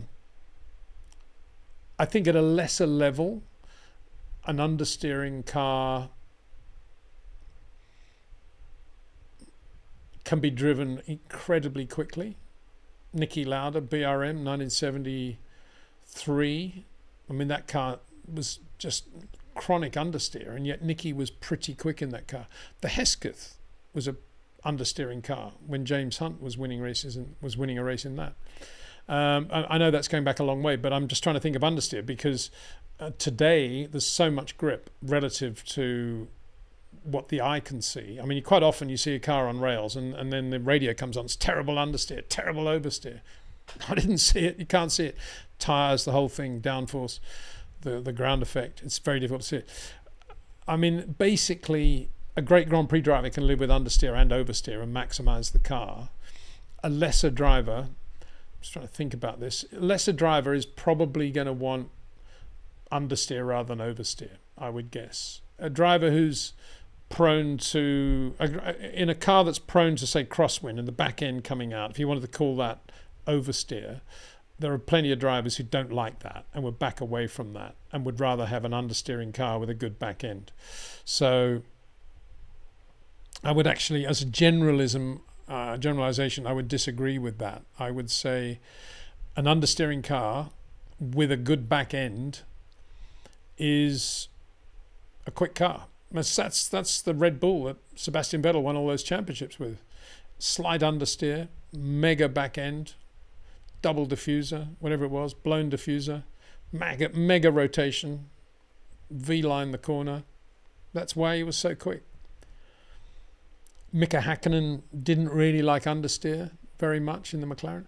Keke Rosberg, there's a good example of an oversteer driver who loved to feel the back end of the car, was not quick in the McLaren in 86. Was it 86? I think he went there, yeah. Because it had so much understeer, he just couldn't really get the best from the car. So in that sense, you would say, yeah, for sure, if that McLaren had a good front end but a loose rear end, for sure Rosberg would have been quicker. But, you know, Alan Prost didn't have a problem with it. So it is down to the driver, really. So whoever's saying that needs to qualify it by saying that. So here's another one. Aaron Lee. This one's about Jenson Button, actually. Yeah, I knew his name would come up somewhere. Justifiably so. Very good racing driver. That Christmas card from him I came across. When in the early days of his Formula One career, I used to do a monthly column with Jenson for F1 Racing. It was quite funny, really. Aaron Lee, I've heard that Jenson was a smooth driver. I'm interested in whether you saw his inputs as being very supple. How do you rate his driving amongst others in his generation and through history? Yeah, he was very smooth, very, very smooth. Like Perez, you know, incredibly good with power application and in traction episodes, you know, when it was important to get the power down smoothly and well and look after the rear tires, Jenson was brilliant. And as I understood it, and you could certainly hear it on the track, there was nobody better than Jenson when it came to perfection of throttle movement against brake. He had virtually no overlap unless he wanted to create the overlap, brake against throttle. He was absolutely perfectly synchronized with his feet. Incredible footwork. And I think that's one of the reasons he was very good in the wet and semi-wet, and also very good steering inputs. I don't think he was, for example, as good as Kimi or Lewis. If there was a problem with the back end and it just suddenly came out, as I was just kind of describing a little bit earlier with crosswind, I don't think that was Jensen's forte. And I think he would always leave a little bit of margin if the back end was a bit unstable. I think that was probably his weakest point. He never went well at Silverstone as a good example of that, because there's typically quite a lot of crosswind at Silverstone and it's quite high speed. It was never a great race for Jensen, but he was brilliant at many other circuits, including Spa, obviously. And a lot of that is to do with very, very supple inputs. Very supple. Just trying to think. I think, similar driver to Lando. I think. I'm not sure Lando was as good as Jensen was in terms of throttle power application. Jensen was so good in that area. I think it's difficult for anybody, apart from Perez, really, to put their hand up and say that. But I think in other ways, quite similar to Lando in the way Lando drives. And very, very rarely did you see Jensen with any sort of spike in his inputs or with the car appreciably out of line. Just really good. Really good. And just great feel, fingertip touch in the wet. Really good feel because he was so supple and soft in the way he drove and the right foot and the brilliant footwork, foot coordination he had. Still has, probably. Still very fit and good, isn't he? Another last question, she says. Ask as many questions as you like, Marina. It's no problem for me. Although, it's 20 minutes to go.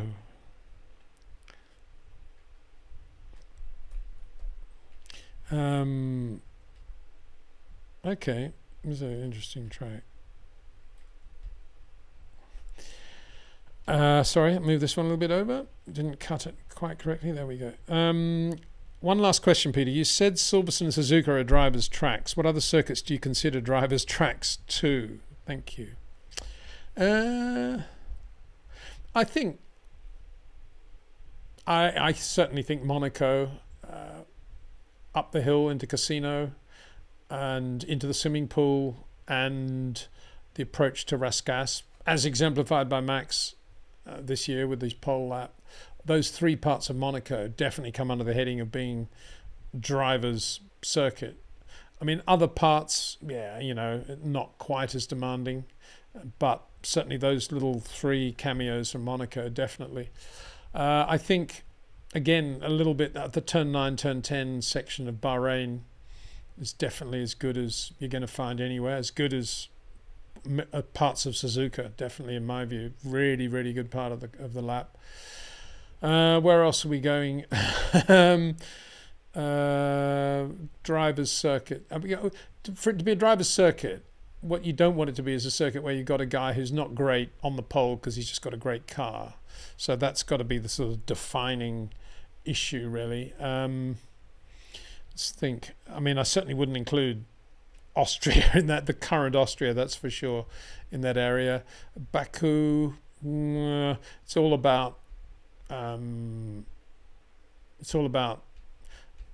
Perez type traction. It's about good braking from high speed, and it's about precision, change of direction with very little room to maneuver. But a lot of drivers can do that in a good car, I think. A lot of Grand Prix drivers, current Grand Prix drivers, the standard is pretty high, could do that. So I wouldn't have said that's a massively discerning circuit. I don't think any of those sort of long straights with DRS zones and stuff.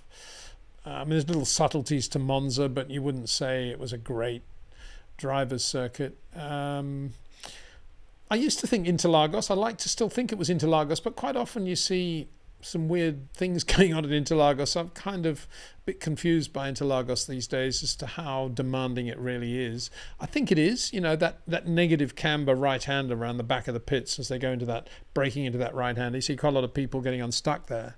That's a good bit of road. And breaking down into turn 1, I guess, at Interlagos is pretty impressive. I'm obviously missing a few, I would guess. Spa, yeah. Everybody goes on about Eau Rouge. I would say Pouin still, and possibly Blanchiment in the wet, semi-wet particularly, very wet curbs there. But Pouin, I think, is the dramatic corner at Spa rather than Eau Rouge these days, unless it's wet again. But in the dry, I'd definitely say Pouin, the long left-hander. The one before that, the downhill right-hander, is just, boring. Yeah. I wouldn't have said anything at... Do I think anything at Abu Dhabi? No, not really. Anything in Mexico? Not really. I think somebody in a very good car, a reasonably average driver in a very good car, will always be quick in Mexico, I think. Austin. Entry to the S's and the S's at Austin, pretty good. And that long right-hander towards the end of the lap is quite good as well. But I wouldn't describe Austin as a real driver's circuit by any means. Not in the way Long Beach was, the original Long Beach, or Watkins Glen, original Watkins Glen. So yeah, we got a few out there, haven't we? A few good circuits, thank goodness. It's a shame we don't have Malaysia anymore, as I keep saying. Sepang was a good circuit. I would say Sepang was definitely a driver's circuit, definitely. Dan K says Minecraft as well. Yeah, good. DLKR Peter, let's have a look at this one. I'm going to be doing the same 3 videos, of course, over the Grand Prix weekend from Qatar, so we'll definitely have a look at what some of the things we've been talking about and the corners there and what it's like. As I say, McLaren should go very well because they've got the hard compound, which they all seem to go very well on, because they've got so much downforce, really. I mean, they're really good on that hard tyre. Sorry, here we go. Peter, I love when you talk about previous eras in Formula One. Do you have a few favourite historical races you could recommend to watch from the Formula One archive? Well, my taste is probably very different to yours, because I liked it when drivers that I liked and really loved watching perform had dominant wins rather than wheel-to-wheel bashing going on. So, yeah, I would say 78 Brazilian Grand Prix, Carlos winning that race for Ferrari with the Michelin tyres just disappearing into the distance. I'd love watching that race. I haven't seen it for a long time.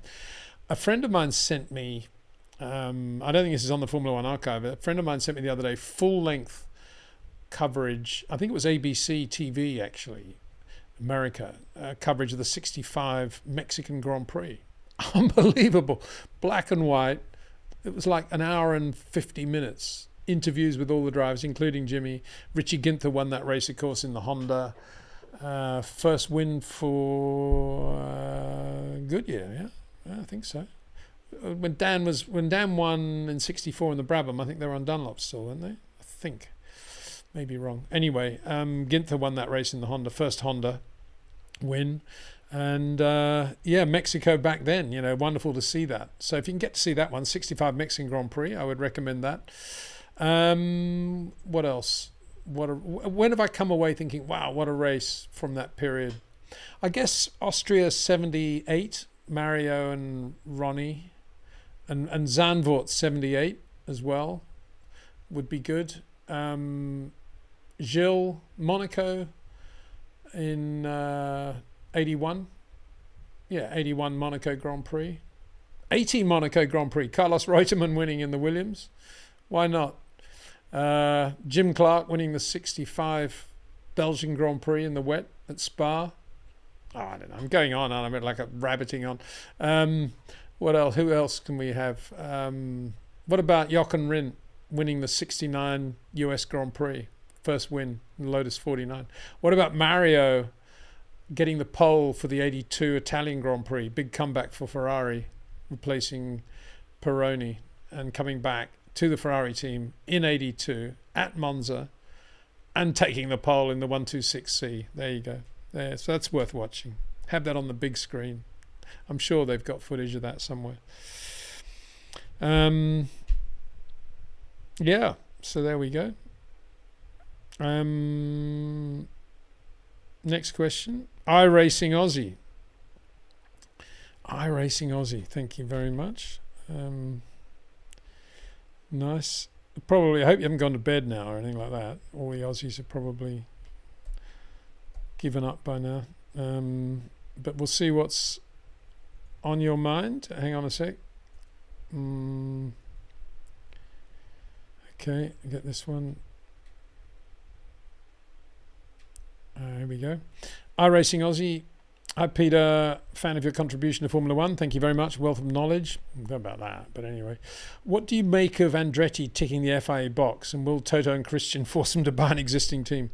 Well, as I said before, it is a private club, and it won't be just Toto and Christian. It'll be others as well. More likely to be the Gene Hasses and the Williamses, who have fought long and hard to have the franchise they have, and paid a lot of money in the case of Doralton, wanting to see the slices of the cake getting smaller because another team's coming in. Because the size of the slice of the cake is more important to those midfield guys than it is to the front teams.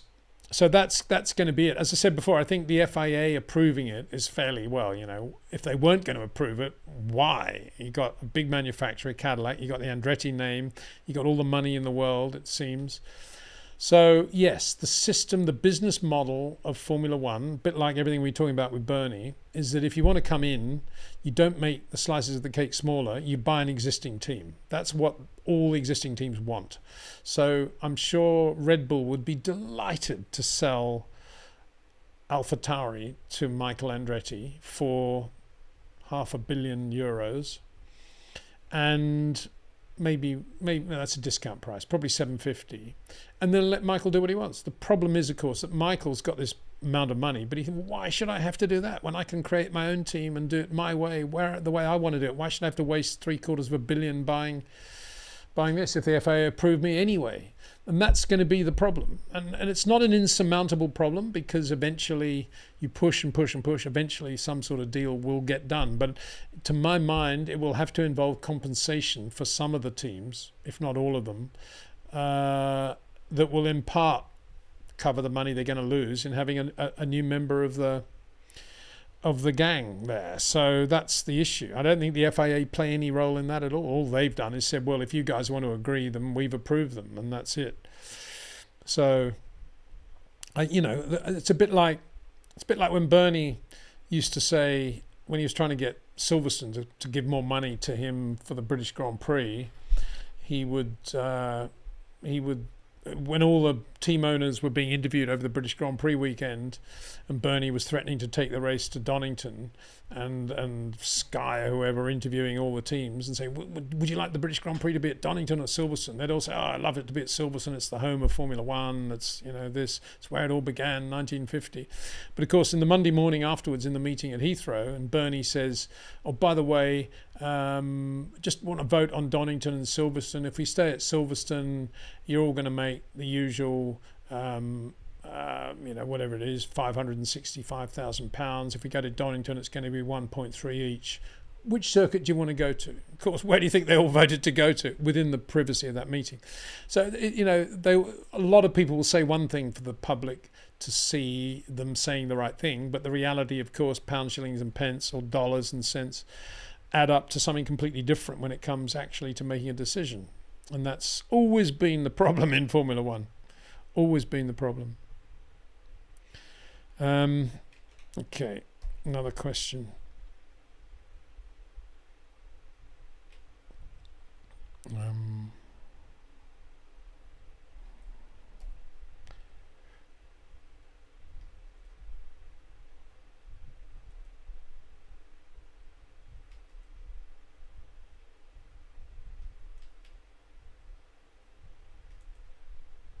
Okay. So here's an interesting question, I think. I've noticed that you link Verstappen's performance to Horner, Newey, Marco, or Leclerc's to Vasseur, but rarely with others. Sainz in Singapore, Hamilton, Norris, and their team principals, CTOs. Is there a reason? Not sure I understand the question. All I can do is go through the drivers and names you mentioned there. Max Verstappen, I've always said, and I've been on record as saying, this guy is one of the most talented drivers in the world. And because he happens to be in the best Formula One team and the best Formula One car, i.e. the one designed by Adrian Newey, then it's maximising the opportunity to see Max for him to do what he does, which is why he's winning so many races. That's the first point. Leclerc's to Vasseur. All I've ever said was that Charles Leclerc for sure pushed quite hard to have Freddie Vasseur join the team as team principal on the basis that he has a very structured mind and has done a very good job in other categories of racing and running the Alfa Romeo Formula One team, and that in Charles' mind he was probably going to bring a lot more discipline to the way the Ferrari team works. And I've said a few times that I felt was a bit disappointing that didn't seem to be happening, but certainly post the August break, I think we have seen quite a lot of that, and I think Ferrari are much more disciplined now, and we saw that. They won Singapore in a very disciplined, efficient way. A lot of credit should go to Freddie Vasseur for that, and I think he's done a good job, obviously, to get the best from Carlos Sainz and to help him find a groove that he can replicate. And now the job is to bring the same out in Charles and get Charles back to where we know he can be. And we kind of saw a bit of that in Japan. And as I've said earlier in this live stream, it'll be interesting to see now how Charles goes in Qatar, because if he starts the weekend well, it should go okay compared with Carlos. If he doesn't, it might be quite difficult for him to reboot yet again. That's all I've ever said about those guys. And then you mentioned Hamilton and Norris. I mentioned Lewis a lot in the context of how good he is and what a shame it is that he doesn't have a Grand Prix winning car on a consistent basis, but that he's doing a very, very good job, I think, for a guy that hasn't spent a lot of time driving poor machinery and having to battle into the first corner, sometimes from the second or third row of the grid, with a seven world championships behind him. He's doing an amazing job, I think, still to be as hungry as he is and to be as driving as well as he is, keeping out of trouble generally and doing very well when things feel right. Norris, I've said, I've often given Zach Brown credit for his support of Lando Norris's career almost from day one. Great guy for Zach to be associated with. He was quite well funded, but that was not the reason he was super good. He is naturally very, very talented. Just helped along the way. And so Zach didn't have to make the same financial commitments that, say, Ron Dennis had to make towards Lewis, but nonetheless, he's been very faithful in his belief in Lando, which is to be applauded. And you could argue without Zach, we wouldn't see the Lando that we have today. I've always said that. So I don't really understand your question, I got to say. I'm not trying to be negative at all. I just don't really understand what you're saying. But I hope if I've, in amongst all of that stuff, I've cleared up any misunderstandings that you might have had. Okay, next one. Let's have a look at this.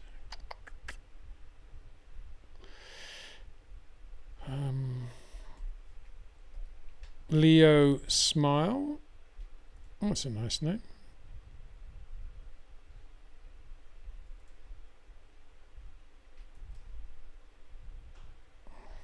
Again, I'll just move this over. It's a bit quicker if I do this, actually. Then I don't have to do so much.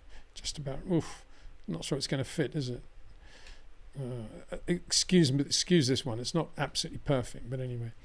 Leo Smile, prediction, Max will win his third title on Saturday. He doesn't win his titles in a normal way. And on Sunday, we will see Max with his new helmet with 3 stars, like football world champions. Okay, yeah, I mean, the odds of you being wrong, I think, are pretty small, to be honest. But anyway, we'll see. I mean, it could be that Perez has quite a good weekend. So I can't imagine why he wouldn't be reasonably good in a very, very good racing car around Qatar. Why wouldn't he be? We'll see, I suppose. Okay, here's another one. Oh, this is a good one. I like this. I think I do.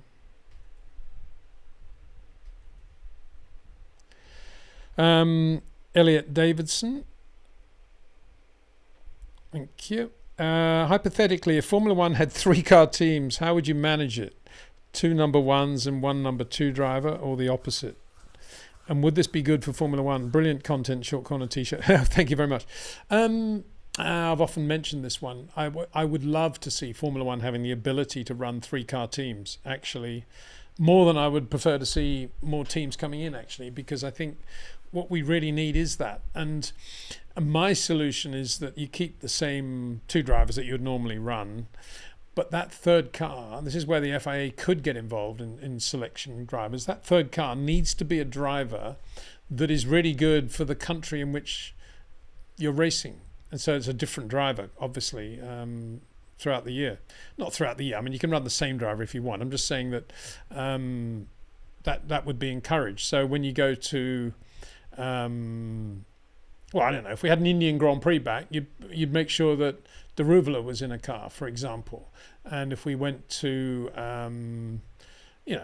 all those countries where we have national drivers that could do something. And I think that would be great, wouldn't it?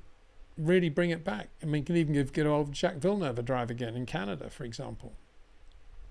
And I think that's, that used to be the case in Formula One for different reasons. The locals managed to get a bit of sponsorship, or they had a bit of money, and they'd rent a car for that race. Moises Solana in Mexico, or George Eaton in Canada. And I think that's part of the show business. And I think that's a great thing. I'd love to see that. And obviously they need time to test and practice and all the rest of it and get used to it. And that needs to be part of it as well. But yeah, 3rd cars, I think, are a very good idea. And I've also floated the idea, I think on the last live stream, that there are so many talented drivers out there now who don't get an opportunity, even when they've done well in Formula 2, that we should have a sort of B division Formula 1 now, racing at circuits which can't yet afford to be on the Formula 1 calendar, but want to be and could be if they got enough government support behind them. A lot of the Latin American countries, good examples. South Africa, another one. India, yet another. All those countries, Vietnam, all those countries could have another B Division World Championship, if you like, with a view to being, if you like, promoted to Formula One, the proper World Championship, when there's a vacancy or when they can get the budget to do it. But in the meantime, we're not just wasting time. We're getting Grand Prix drivers from the next generation in last year's cars or the previous year's cars, and they're racing in this second World Championship. And what you'd call it, it's not. It doesn't want to detract too much from the Formula One World Championship. It needs to be called something different, but it needs to be something like that. And whereas with A1 Grand Prix, for example, that really depended on local automobile clubs coming up with money, which was never going to happen, and drivers, I guess, coming up with some money.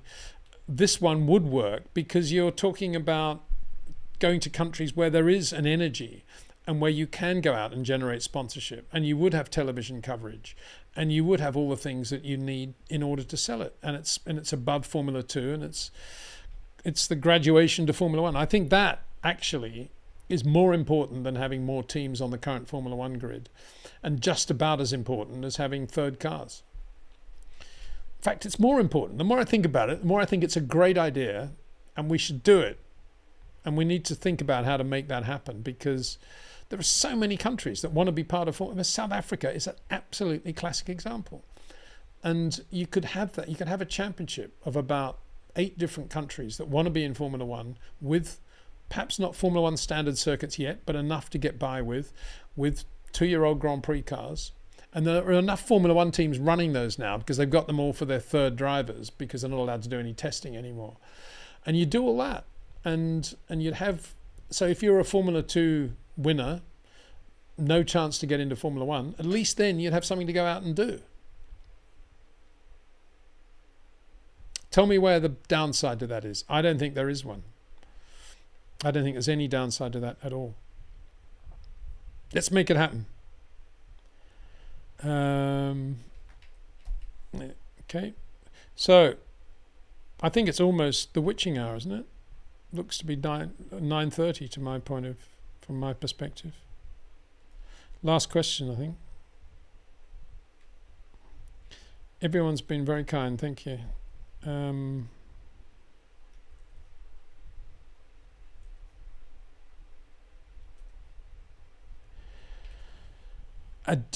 Chia Burley. Hi, Peter. It seems like Red Bull are really pushing to get Lando in for 2026.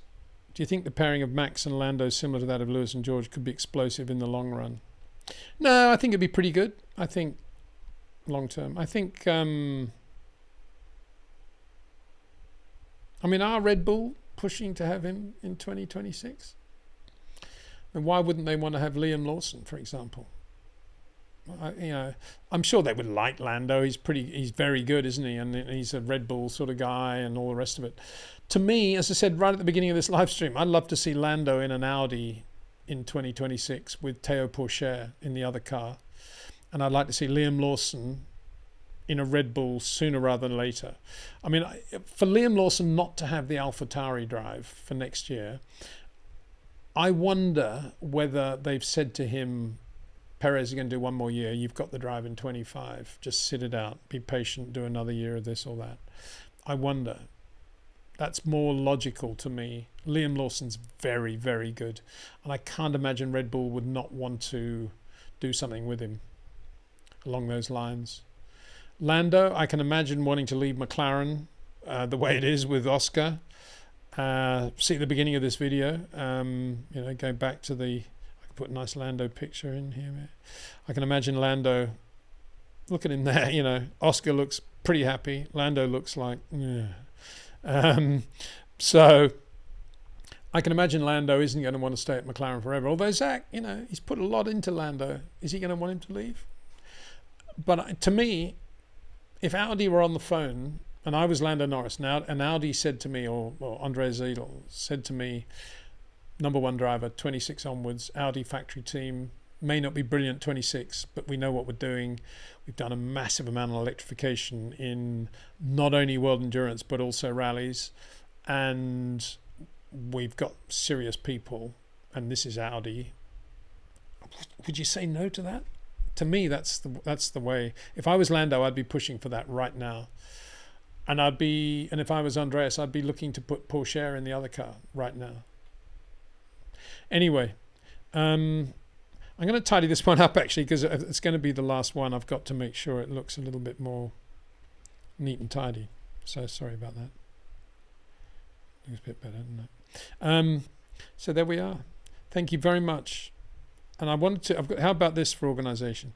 I want to thank the Henry Ford and Grand Prix Photo for those images I used at the beginning.